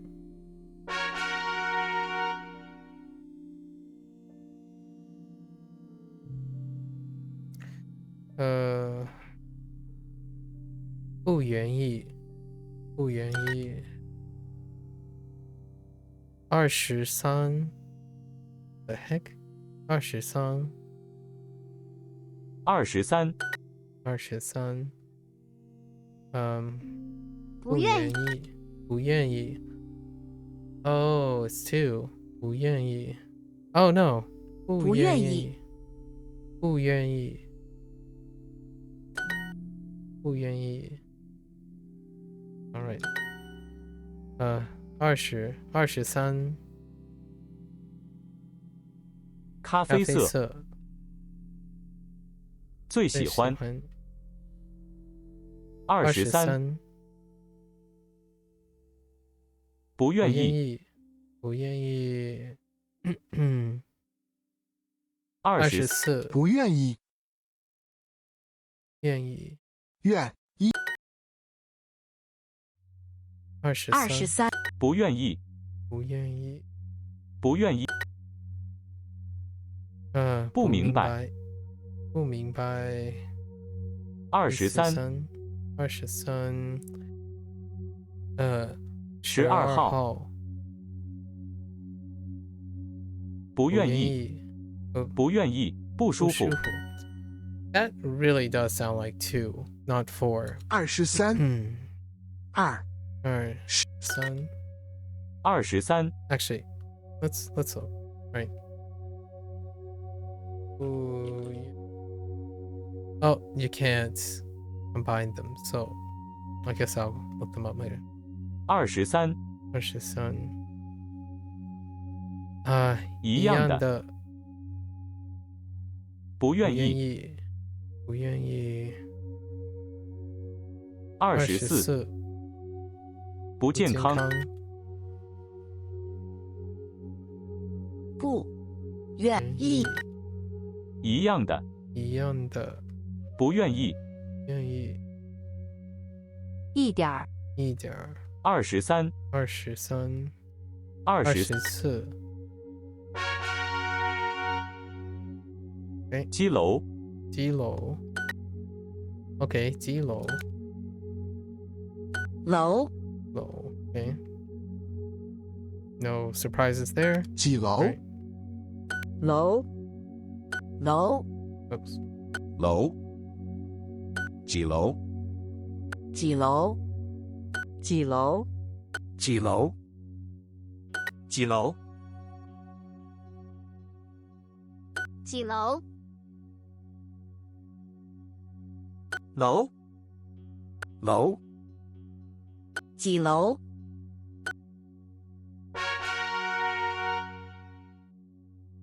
All right, that's the end of 15. Let's see, what did we miss? So, not that. Tongue. Oh, tongue and low.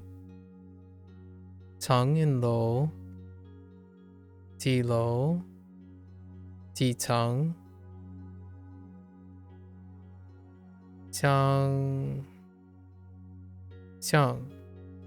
向去向来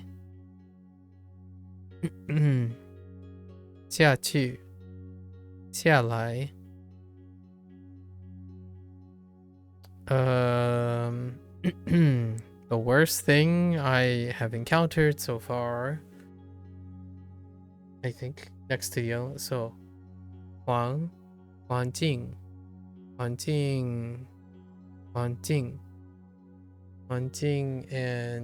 we got 声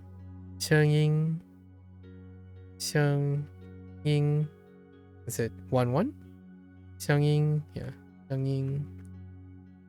声音 ooh, what is that? 1, that's a lot. 声音 and 环境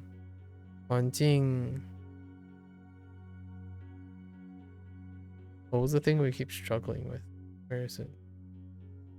But there's also 语言 that's from a different unit. There was something else. 方便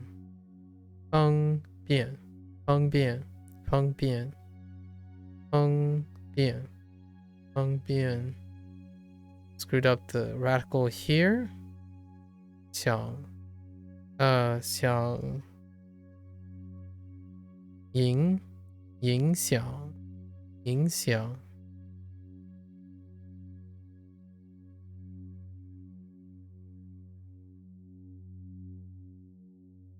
Yo is a bit of struggle. Wow, we have a lot. Yo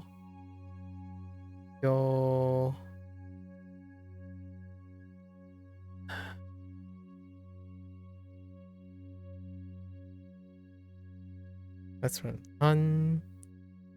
安静 actually 安静 or 安静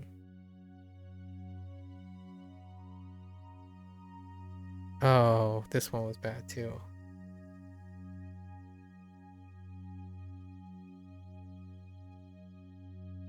Zhang no yeah Zhang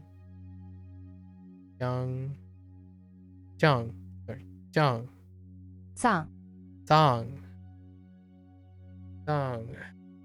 so it's not Zhang close enough I suppose for now. Zhang there's others.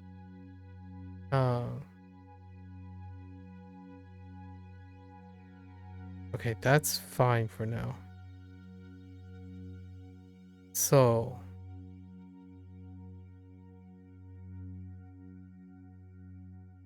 Ji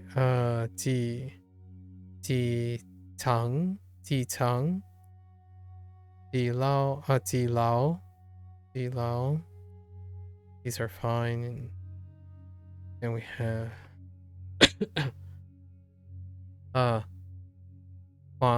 环境乡音乡音方便方便方便影响影响 and 脏脏脏 脏 Okay, that's a wrap for today. Oof.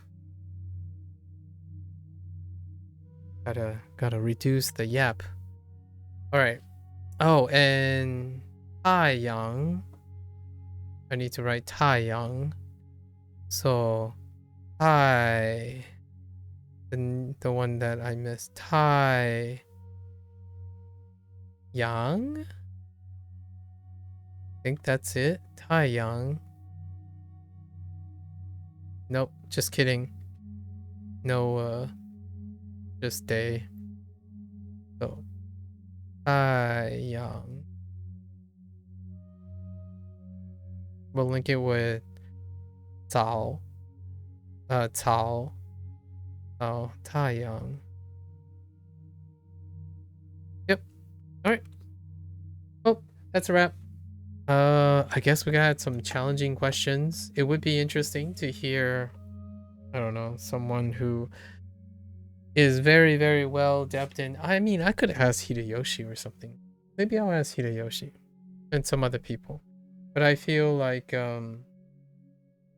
there's definitely something to be said about how someone asks a question, and I think that it's great. I guess one commentary I can make is it's interesting how individuals like talk about things where what it functions as, right? Like always talking about what is the primary function, what is the purpose of things, and singularity. So certainly there are primary and secondary focuses for everyone. However, I think a lot of the points that I was trying to make is that oftentimes all of the above happens, right? I feel sometimes when people think about what is the best way to do something, that's kind of how I feel about when you're describing concepts. So is 90 basically 100? It's 80 basically 100. Well, it's 20 away from 100. So it's 20 away from 100. When a character functions as something that you learn based on sound and concept together at the same time, or you can choose, I suppose, to only learn half the information, then yeah, I would say you can agree as long as the qualifications are there. However, in my opinion, when someone says, what would a person see when they see something? I can't speak for anyone else, but certainly I can speak for myself. And in this case, even through my use of Duolingo, one can elicit the memory of a character from either perspective.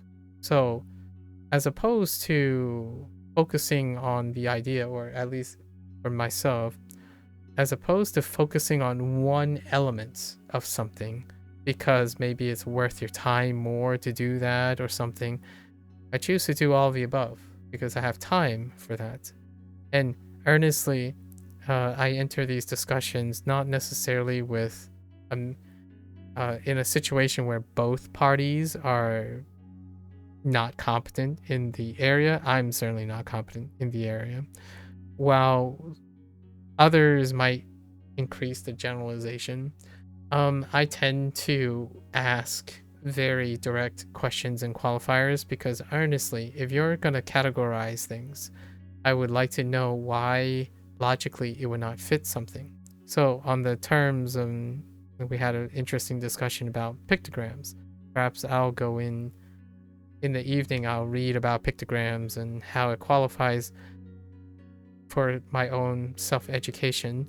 However, for myself, I don't necessarily, being a person not used to using this type of terminology, right? A pictogram described by a person, if it fills more than one criteria, then that is how I describe it. So if someone sees a picture of something, I'm kind of floored that one would think you only think of one thing.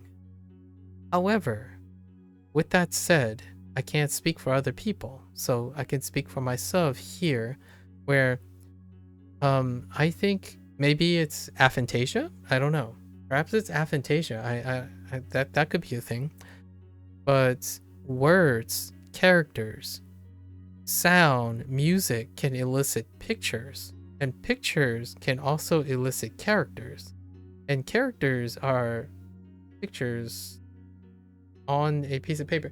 It's tough for me to know where the line ends and where pictogram ends and where characters begin, right? Hello there, SD. I'm about to end my day here. Thank you for stopping by.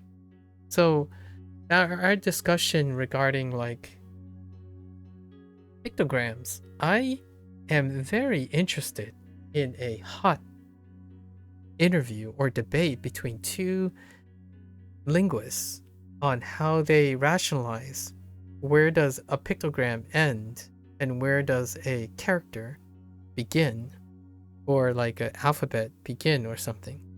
I think my experience, especially with Hanzi and kanji, has been both, right?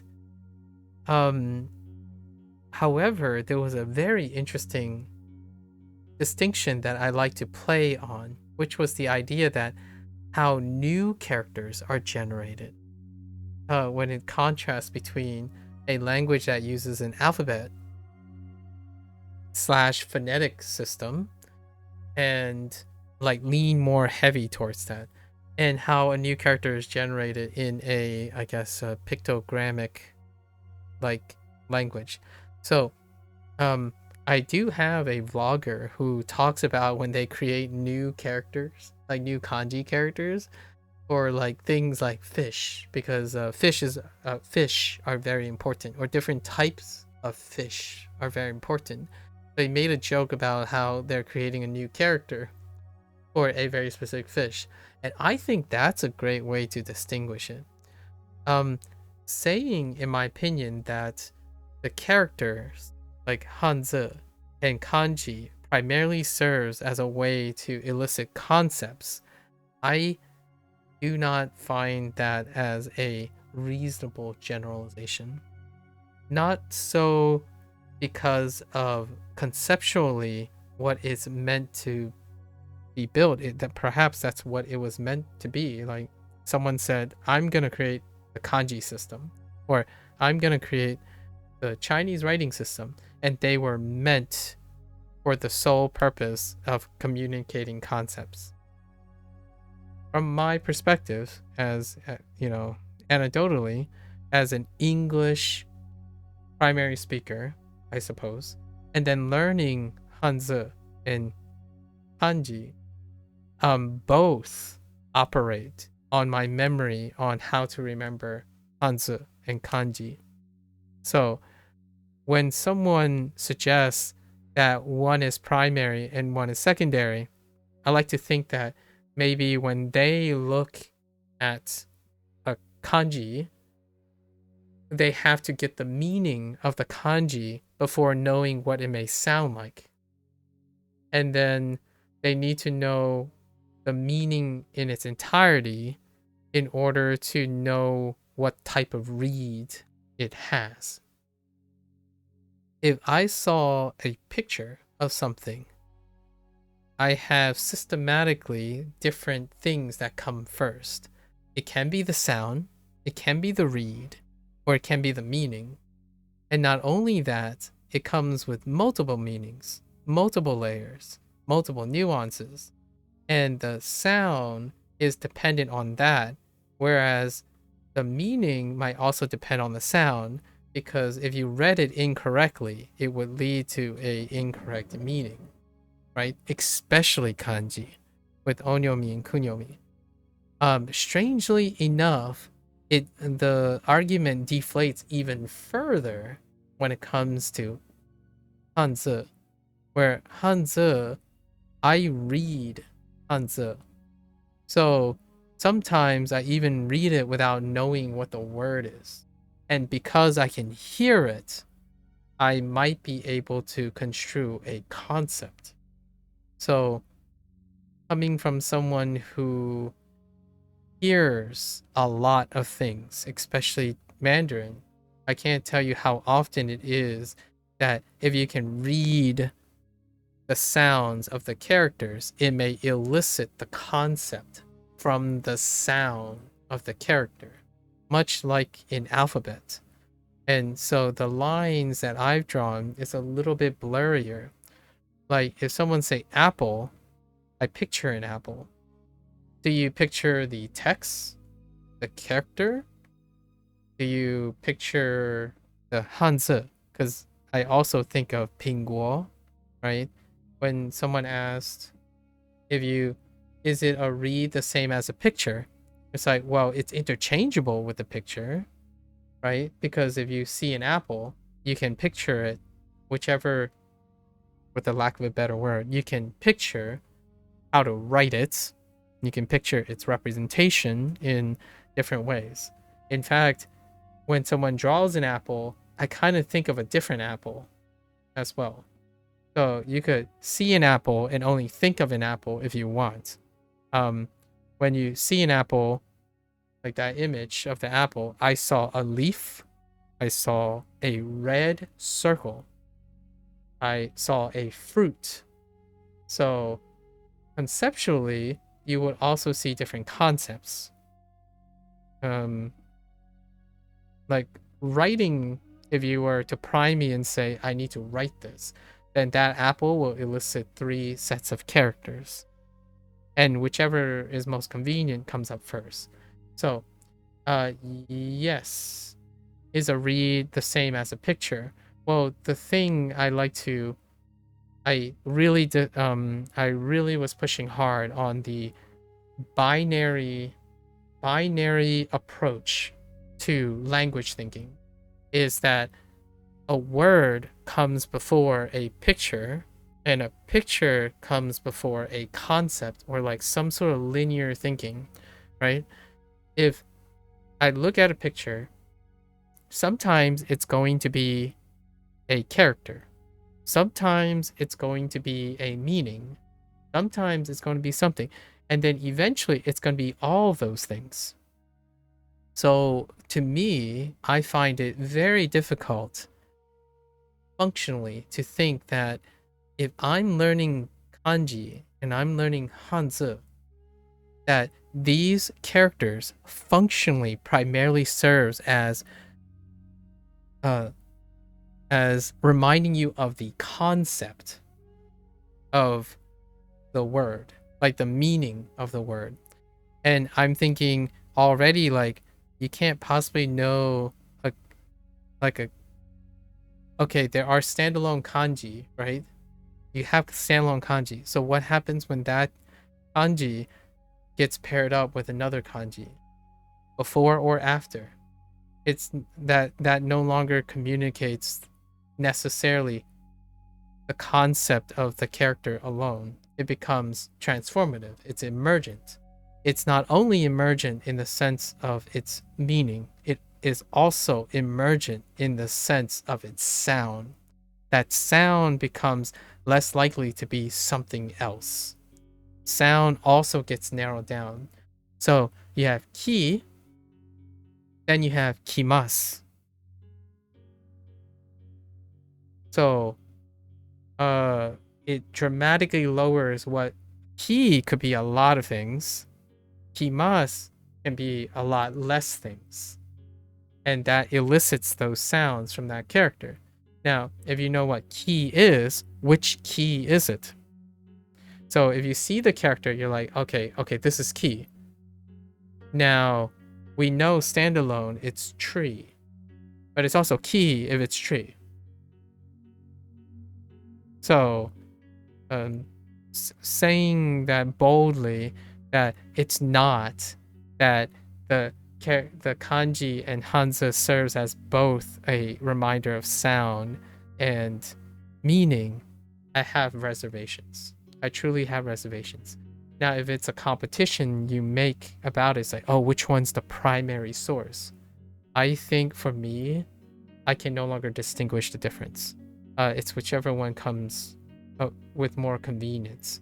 I could try and do a social experiment where if I write something down, which one comes first, and then record the frequency.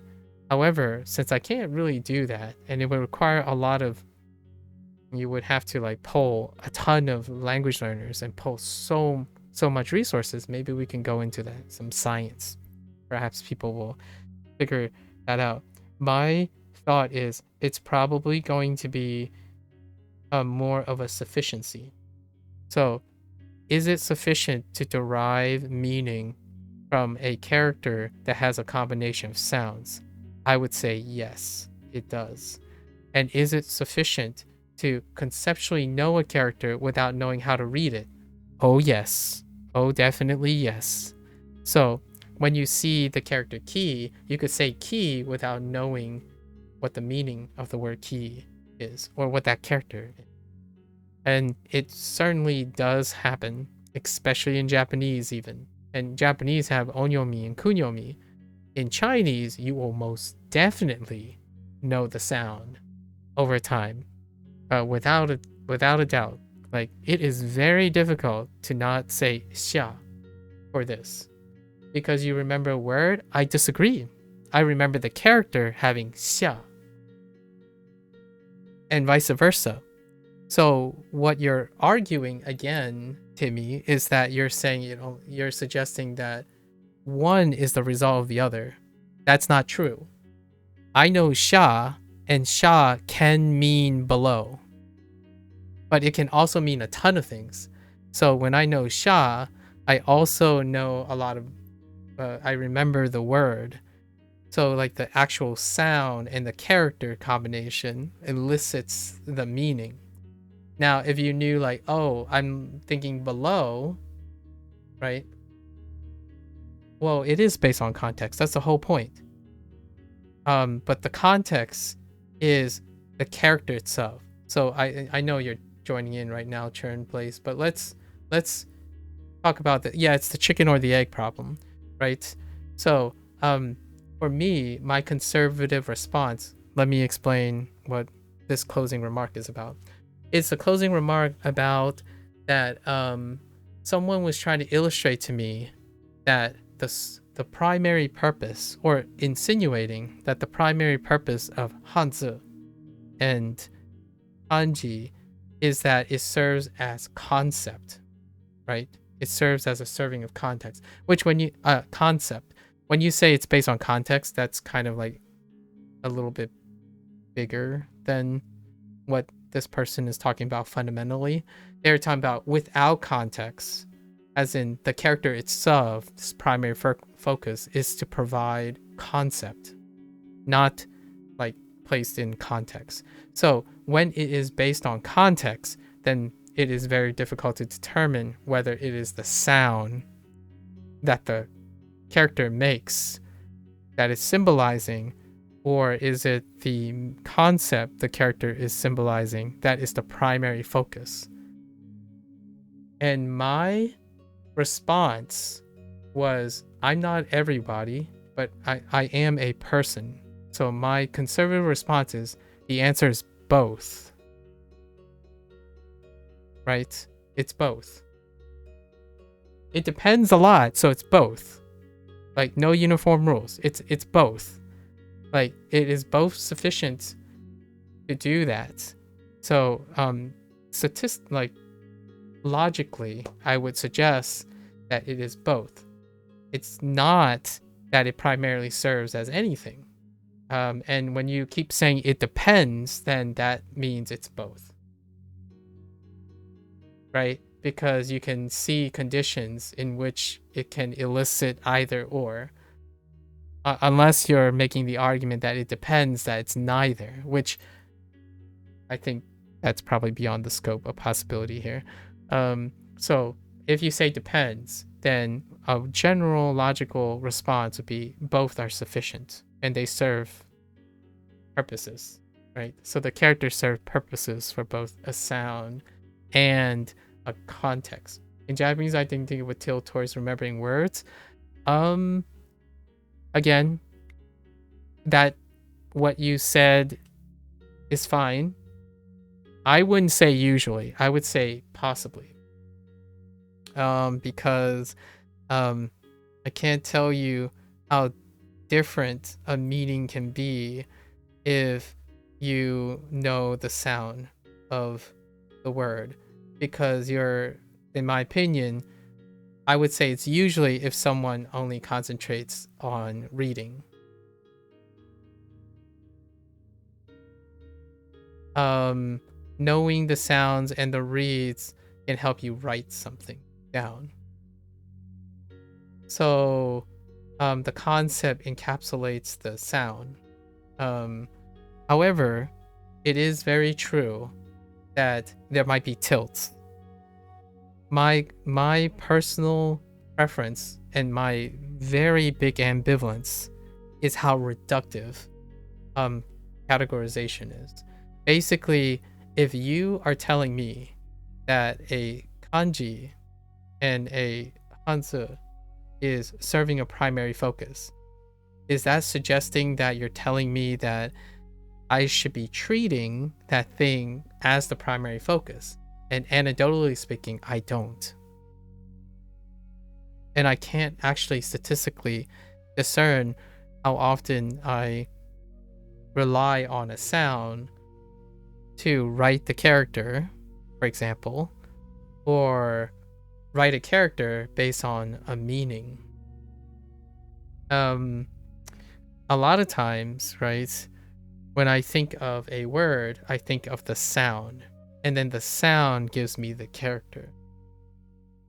So you could say the character reminded you of a sound, but it was not associated with the character. So that actually defaults to an upstream problem. So you could argue that you needed the word in order to get the sound to get the character. So where does that leave the character? However, you could say, okay, let's all start from reading. Right? Let's all start from reading. What do you think about when you see a character you don't know, right? So say you don't know what this means, right? Are you capable of capturing the information of this character using the sound hi? I think I can, until I give it a meaning. So this character is Thai, right? And I don't know what it means. But I can certainly remember that this will elicit Thai as one of the reads. So, in my opinion, used to write Nobi Thai? What is no?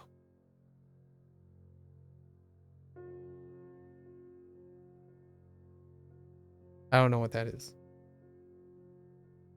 No. Oh, Nobi Ta. Oh. Well, I'm not writing Japanese right now. This is Chinese. Yeah, this is Thai, the Japanese Thai. So here's exactly what I mean. So you thought that it's Nobita because you thought it was Japanese I'm talking about. And yet it didn't help because I said Thai and your first thought was that this character I'm writing is Japanese, or it's referring to a Japanese thing. What does that, I mean, that illustrates my a bit of a conundrum here about the whole concept first and sound second, right? It's both. I honestly, like, it typically requires both. So when I say Thai, usually Thai is this.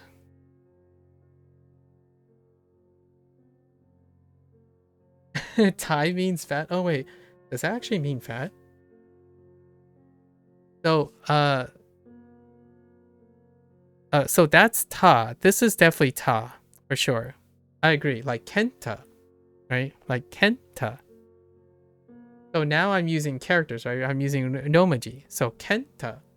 So this kenta is this Thai.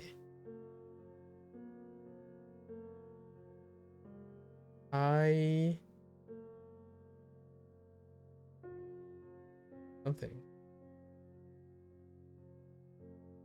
Oh, butoi. Fat or thick? Oh, interesting. Butoi. Huh. Fat, huh? Butoi.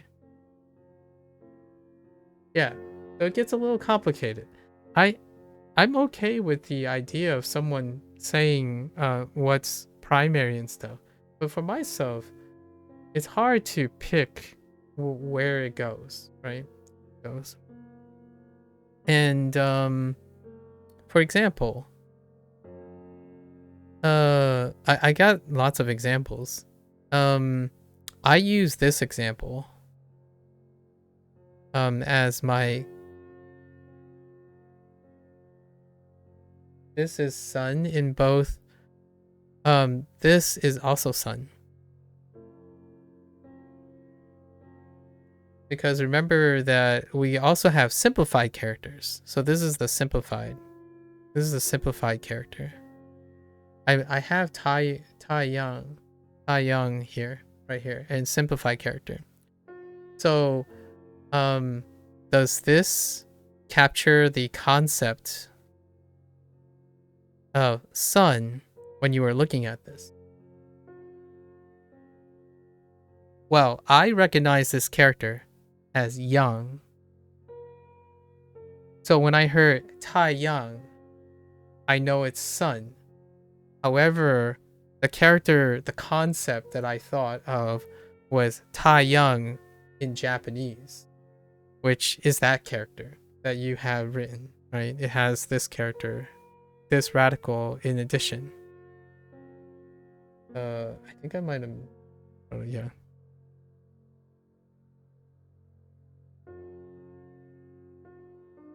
Right? So the concept could lead you astray, in my opinion. It's not the complete picture, right? And yeah, you can talk about chicken or the egg for sure. However, how do you get to the meaning? Both? It could be 1, then 2, then 2, then 1, and they are both upstream of the meaning. So which does it serve primarily? Well, my answer was both.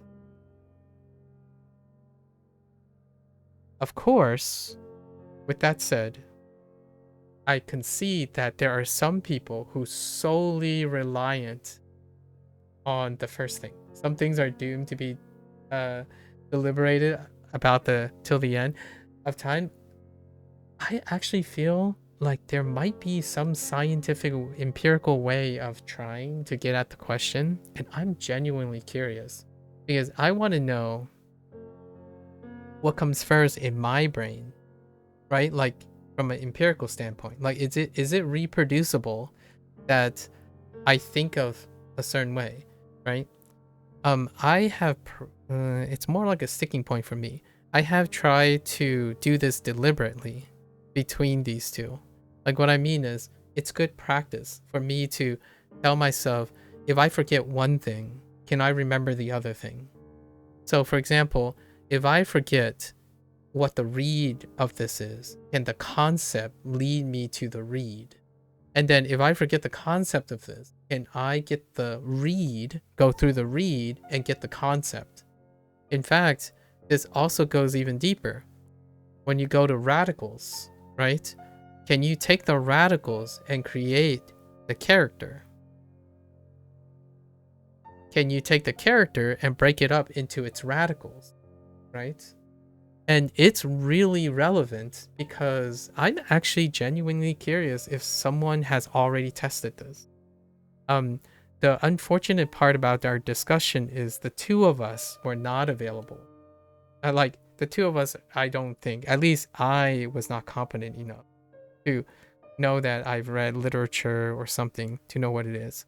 The other person suggests that it might be the case. And I'm like, okay. And, you know, give an opportunity for them to explain. So they gave me a bunch of hypotheticals. And one of the hypothetical question was immediately refuted, in my opinion. And what they showed me was, so what does a person think of when they're giving a picture of this shape, right? Well, you can think of a lot of words. You can think about a lot of sounds. You can think about alternative pictures. Like, what do you think this is a drawing of? Perhaps if I changed it to a color red, you might think of an apple, right? Yeah, but this obviously what I'm drawing is a golden pear.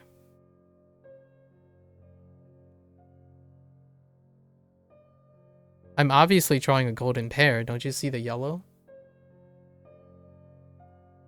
Does anyone know what a golden pear is? So it can elicit all those things. And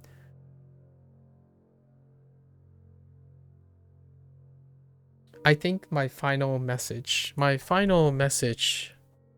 the wrap up is it very, very important, in my opinion, to know which comes first. Momotaro. I see. Is that a peach?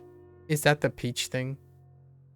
The boy and the peach thing, Momotaro. That actually came from Wagotabi. Pretty sure. Like the folklore, yeah, the peach boy. Yeah, I learned about the Momotaro from Wagotabi, playing Wagotabi. So here we are again. It's not a competition. All right. I wanted to clarify. It was a super interesting and challenging thought.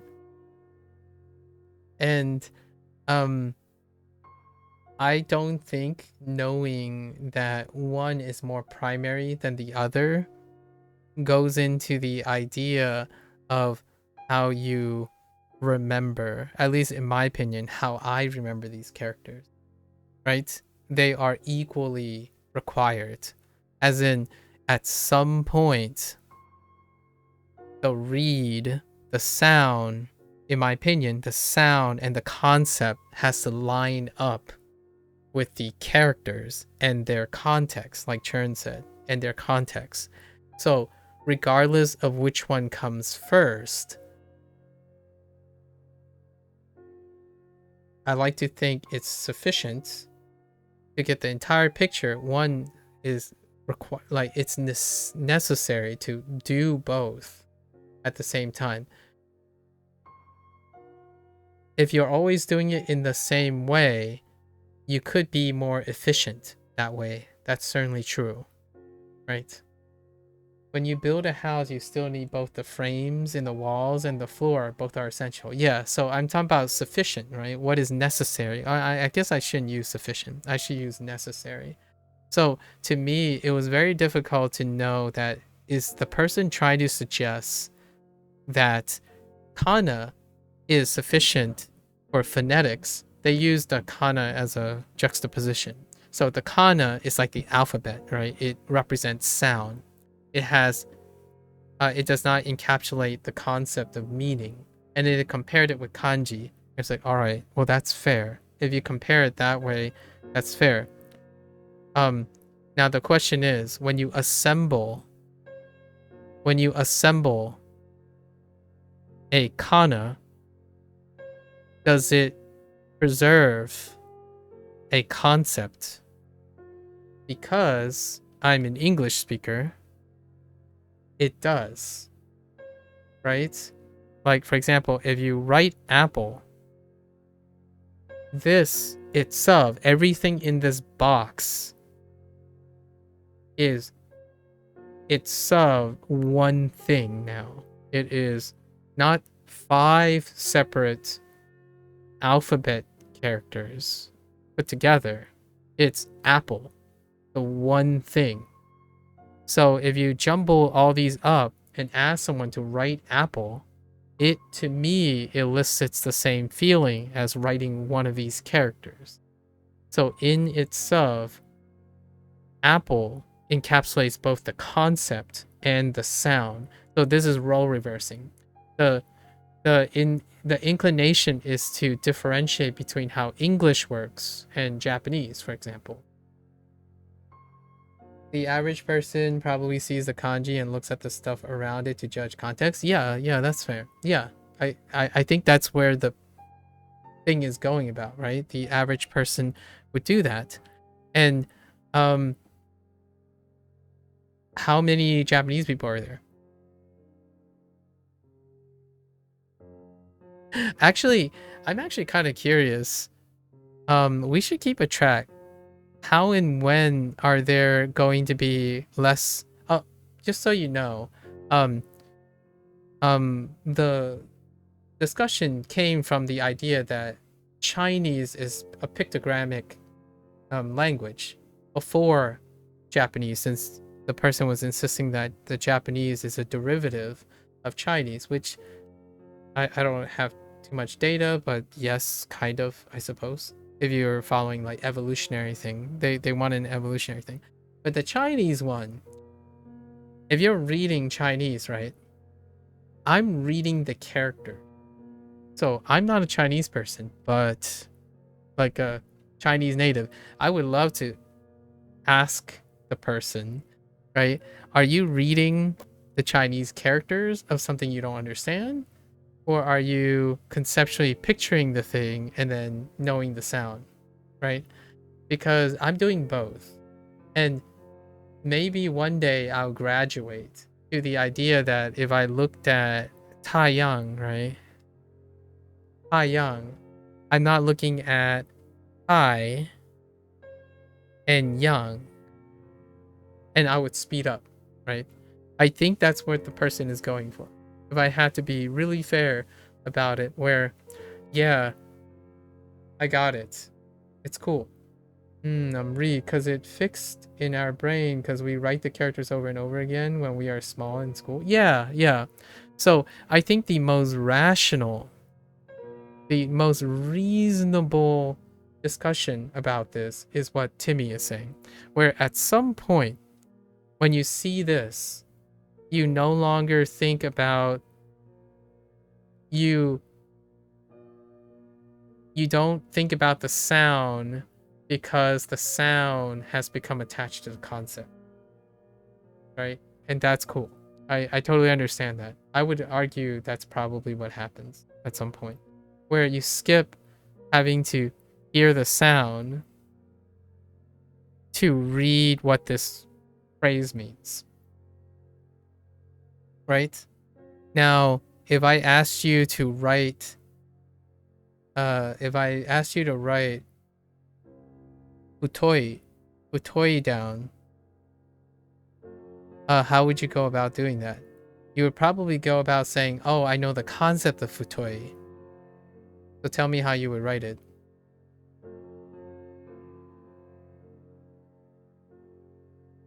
And that to me illustrates a different discipline, in my opinion. I think it works really, really well when you're not having to think how it's written, how it's put together. There was a clip that when I first saw it, it amazed me of a Japanese person struggling to understand kanji because it was isolated. Oh, sorry. Oh, no. That's perfectly right. That's perfectly all right. Yeah, I actually wouldn't mind watching that later. Sorry, I'm not gonna watch it on screen, but this is great.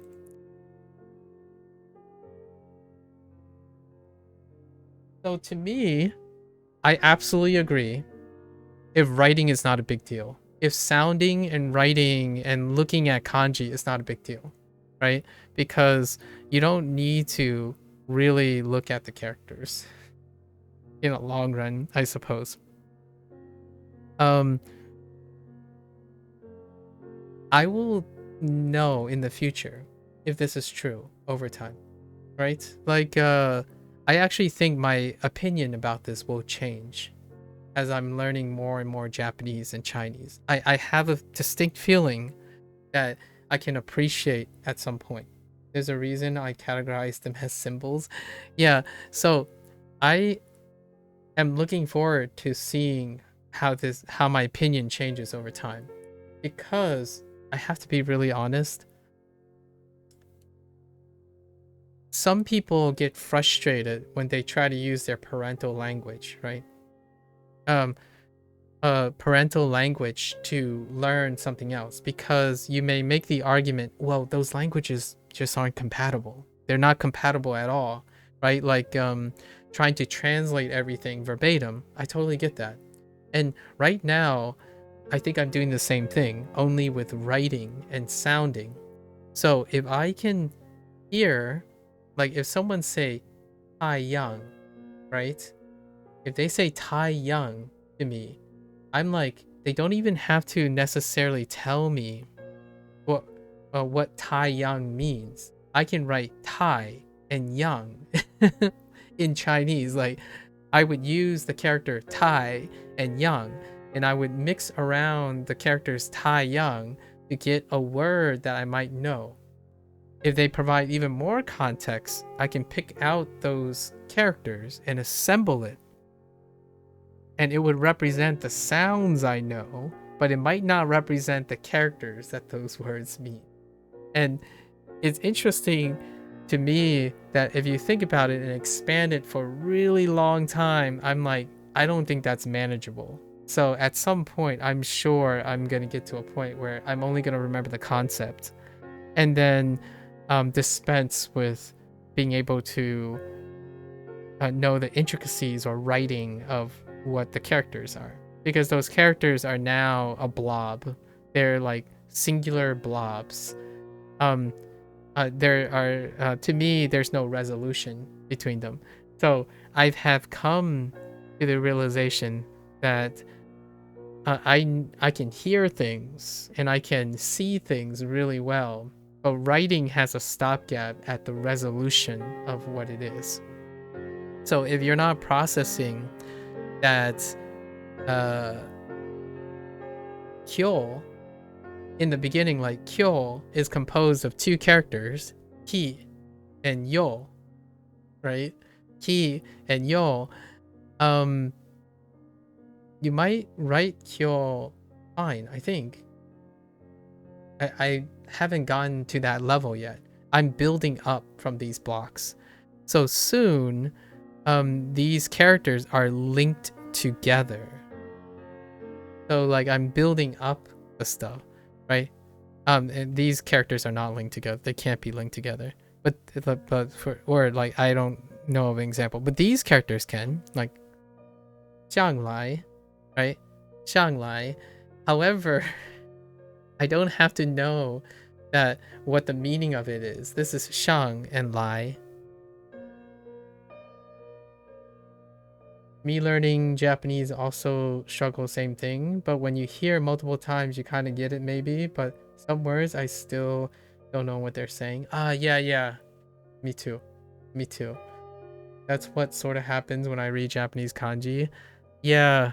So now it's getting to the point where when someone says, when I try to write something, right? Oh yeah, let me write this sentence down. And I'm thinking, well, if I see it, I would know for sure. And yeah, if I saw it and I understand or don't, yeah. Like I see it, that's fine. Can we work around this, right? And recently, Alexander, not Alexander, sorry, Valentine. Valentine, there's this person I've been talking to. They like to practice their Japanese when they learn. So I'm usually approaching things by sounding the things out in my head. So like I don't know a lot of vocabulary. So when they type a bunch of kanji and then whatnot, I'm like, okay, so that could either be a ki or a yoru or a omo. Does that help me get closer to what the concept is? Because at some point, I don't remember what the concept is, and I use the word. However, I do agree with you. If you knew the concept, it would be faster. It would be way faster. Like, if you know the concept, you know the concept.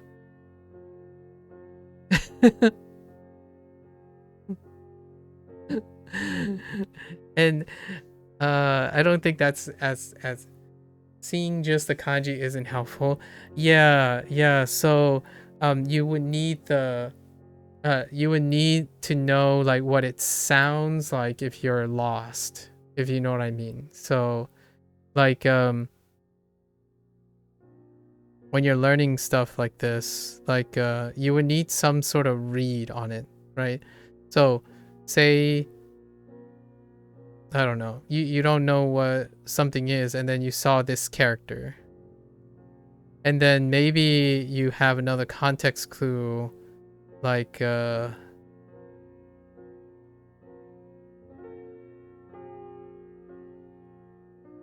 right, so then you're trying to read it, right? You're trying to read it, and like, okay, all right, so is this omoshiroi versus oh, those are good ones. I don't actually even know the other two. Oh wait, I knew two of them. One is shiroi. So omoshiroi, shiroi, and shirogoma. What is the last one? Hyogoma? Hirogoma? Hirogoma? Maybe. Is there another read for this character?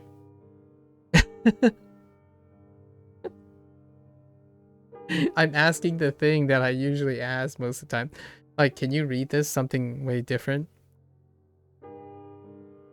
It's shirogoma. Is white sesame seeds. Ah. So yeah. So I'm gonna say shirogoma, right? So if I read this, I would say shirogoma.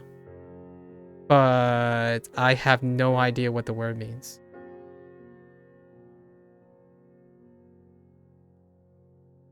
So hear me out here.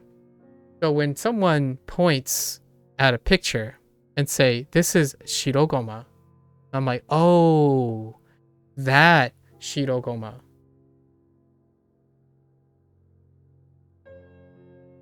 So goma, and then the white, right? And then now it makes sense. This is white something.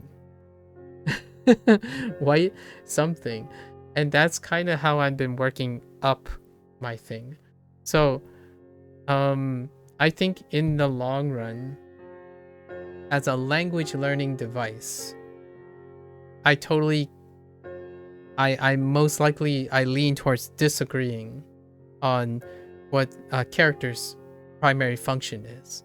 However, here's the kicker. In another 2 or 3 years, another 2 or 3 years, I think I will tend to agree. I will likely tend to agree that you no longer need to remember what the sound of these things make, right? Sort of. In kanji, it is... Oh, I see. Wow, that's complicated. I don't know the other two characters yet. or any read of the other two characters. It looks like one has ski, one has age. So like fu, ski, and then there's kikis and Kojan. Interesting. Kojan. So Shiro Kojan. Huh. Well, there you have it. That was where I was gonna end today. It was a brilliant con. You were reminded of So here's one last thing. Here's a funny little thing that I talked about. I'll leave it with this. There's a podcast. There's a vlogger that I like to watch, and he makes English content, but he splashes in Japanese because he's a Japanese author. He's a Japanese author, right? And he mentioned something about not having to worry about trying to remember all the kanji, right? That's kind of a very common thing, right? All the kanji, and then like all the, for example, all of the Hanzi. Actually, it's probably even more resounding for Hanzi because I'm already feeling it. The idea is there will be a time where when you look at a character, you kind of just feel the sound.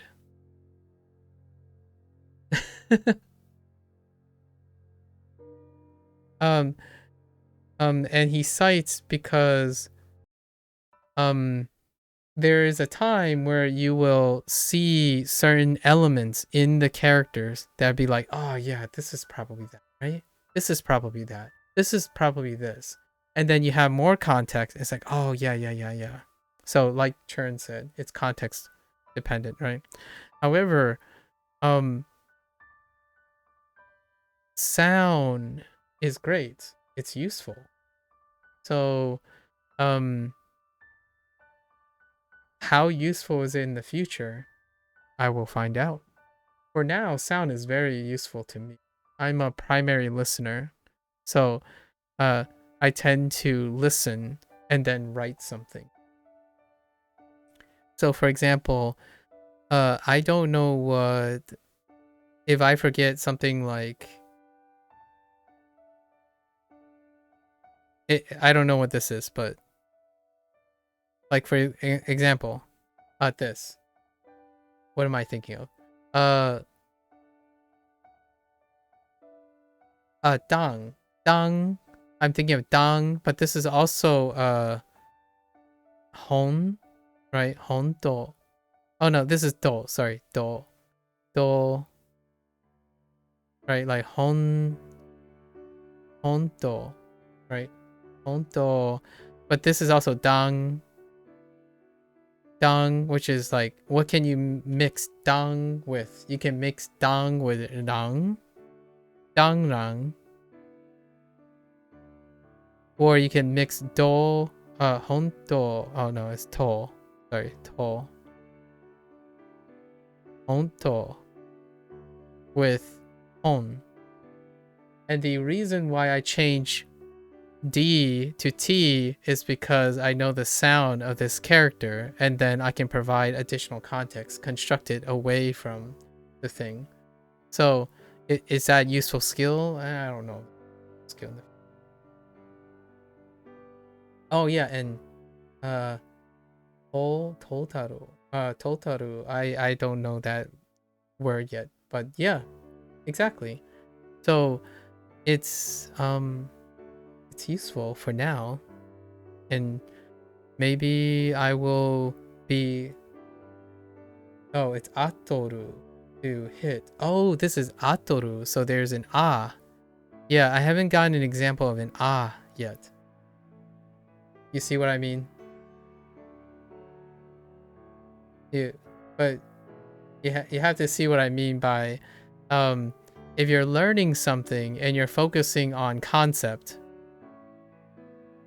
oh, it's ataru. Okay, that's fine. I can't read. It's very difficult to see the characters from my perspective, but yes. So, yes, I have no concept. So there's no concept of atoru. Regardless, if you say atoru, if you see atoru or hear atoru, can you write atoru? Maybe. And before you keep saying more words that I don't know, that illustrates my point. That conceptually, if you don't have concept, what? Ate ji? So you wrote or to. So if you wrote, yeah. So I know ji because I know this character as ji. I don't know anything that is ate ji. Right. So, when I read that, I read it as ate ji because I just learned that this can be a and this can be ji. Ate ji is kanji used for sound. Oh, I see. Well, maybe. This in Hanzi, it's very helpful because I know more concepts. I suppose, from sound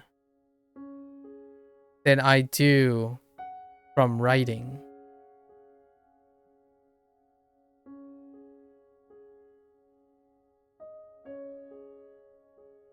Right? 谢谢. What does 谢谢 look like?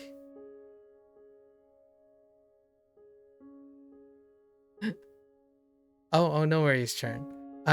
It's late now. I'm about to close up shop, but today was like, I'm really in the mood discussing Chinese and Japanese knowledge self-reinforcing. It does. It really is. So that's kind of what I'm doing here. It's kind of nice. Like, for example, what does re look like? Well, it looks like atsui, only it's modified. So, right?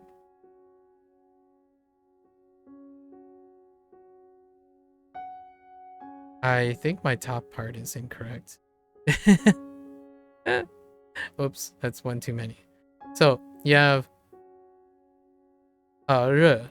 Well, actually, re is simplified. So, re can be replaced by the etc. And you get this. Right? This is re in traditional. What does re mean? It can mean hot. And that's the order. Me regret not learning traditional Chinese. Yeah. So I didn't go and say I wanted to say hot and then say re. I decided to pick a random sound, re, and draw a character of re. I don't know if that's a useful skill. Maybe. The reason why I'm saying this is because the criticism that I would receive is probably what I'm trying to do is I'm trying to treat Hanzi like English. And if it's that, and that's not, to some people that might not seem like it's helpful, right? I'm building words out of sound as opposed to learning the words before how they sound. So like you're reading these words. You're reading these in your head. right? You know what they mean. Do you know how to say them? You probably do, because you're saying, oh, this is sun. How do I say sun? It's, you know, 太阳. I think of what the sun looks like on paper and say, oh, it's, for example, it's Tai and then Yang. Tai and then Yang.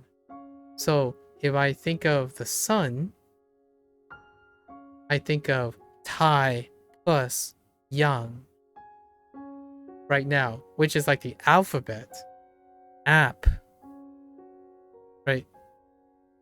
Or like fish. I knew it was good. Like, how do I do this? Like, I don't have a good example. I don't have a good example. Like, I don't know. App. And, oh no, that doesn't help. That makes it worse. That would make you pronounce it. Oh, no. Apply, right? Like, apply, right? I can also mean very. Yes, it can also mean very in Chinese. And sakana. And here's the simplified. Here's one that's simplified. This is the simplified yu. Yeah, that's fish in traditional. I know, and it's also sakana in Japanese. I know that because I know the sound first. To BH, I like traditional because the 4 dots are like the tail. Well, the 4 dots are originally supposed to be fire. Or like it's supposed to deal with something with like putting something under fire. You prefer traditional to simplify thematically?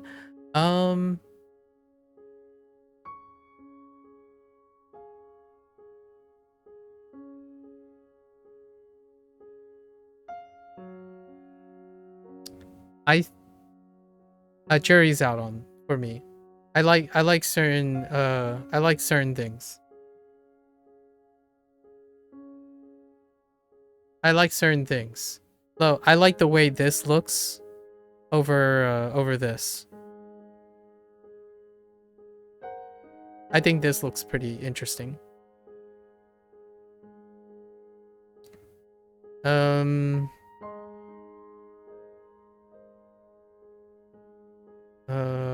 What's another one? This one comes up more often. I kind of like this. More than this. But I actually think this is kind of interesting. And it makes the whole rest of the character more aesthetically pleasing. Because oftentimes this is very heavily weighted. So it will end up looking like this. Like super scrunched. And then something else. So if you know your radicals, I guess you can pair it up with something. Oh, without a doubt, this is awesome. Sorry, but not sorry. This no. I disagree. The way this feels when you write this is amazing. Interesting, when they simplified Japanese, they did it pretty conservatively. Yeah, the Japanese versions, yeah. But I like the way this feels.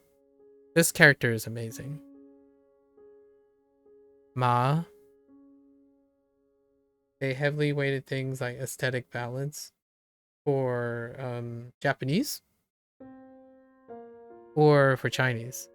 Because this is pretty nice. I really like this character. At first I didn't really like it. And then now I like it. I see.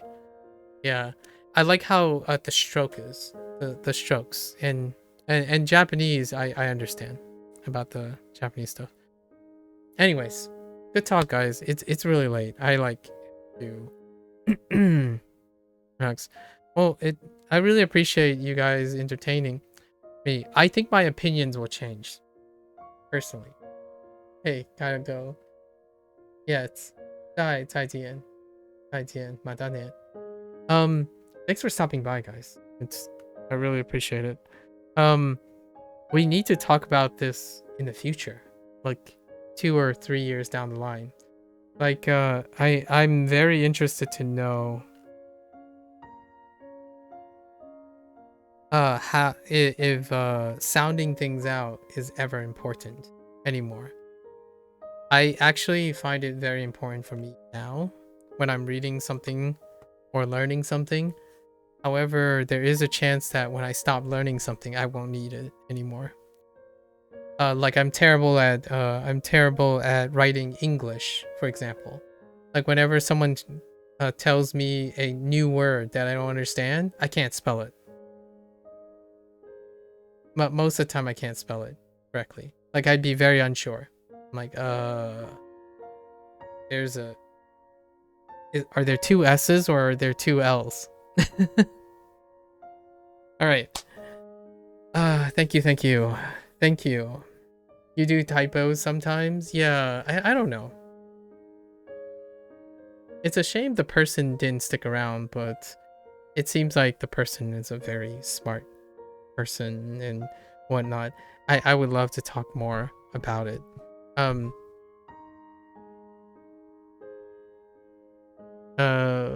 Yeah, we'll reconvene after maybe another 3 or 4 months. And I will, whenever we get a chance to talk again. All right, folks, that's a wrap for Chinese. I forgot a lot of things.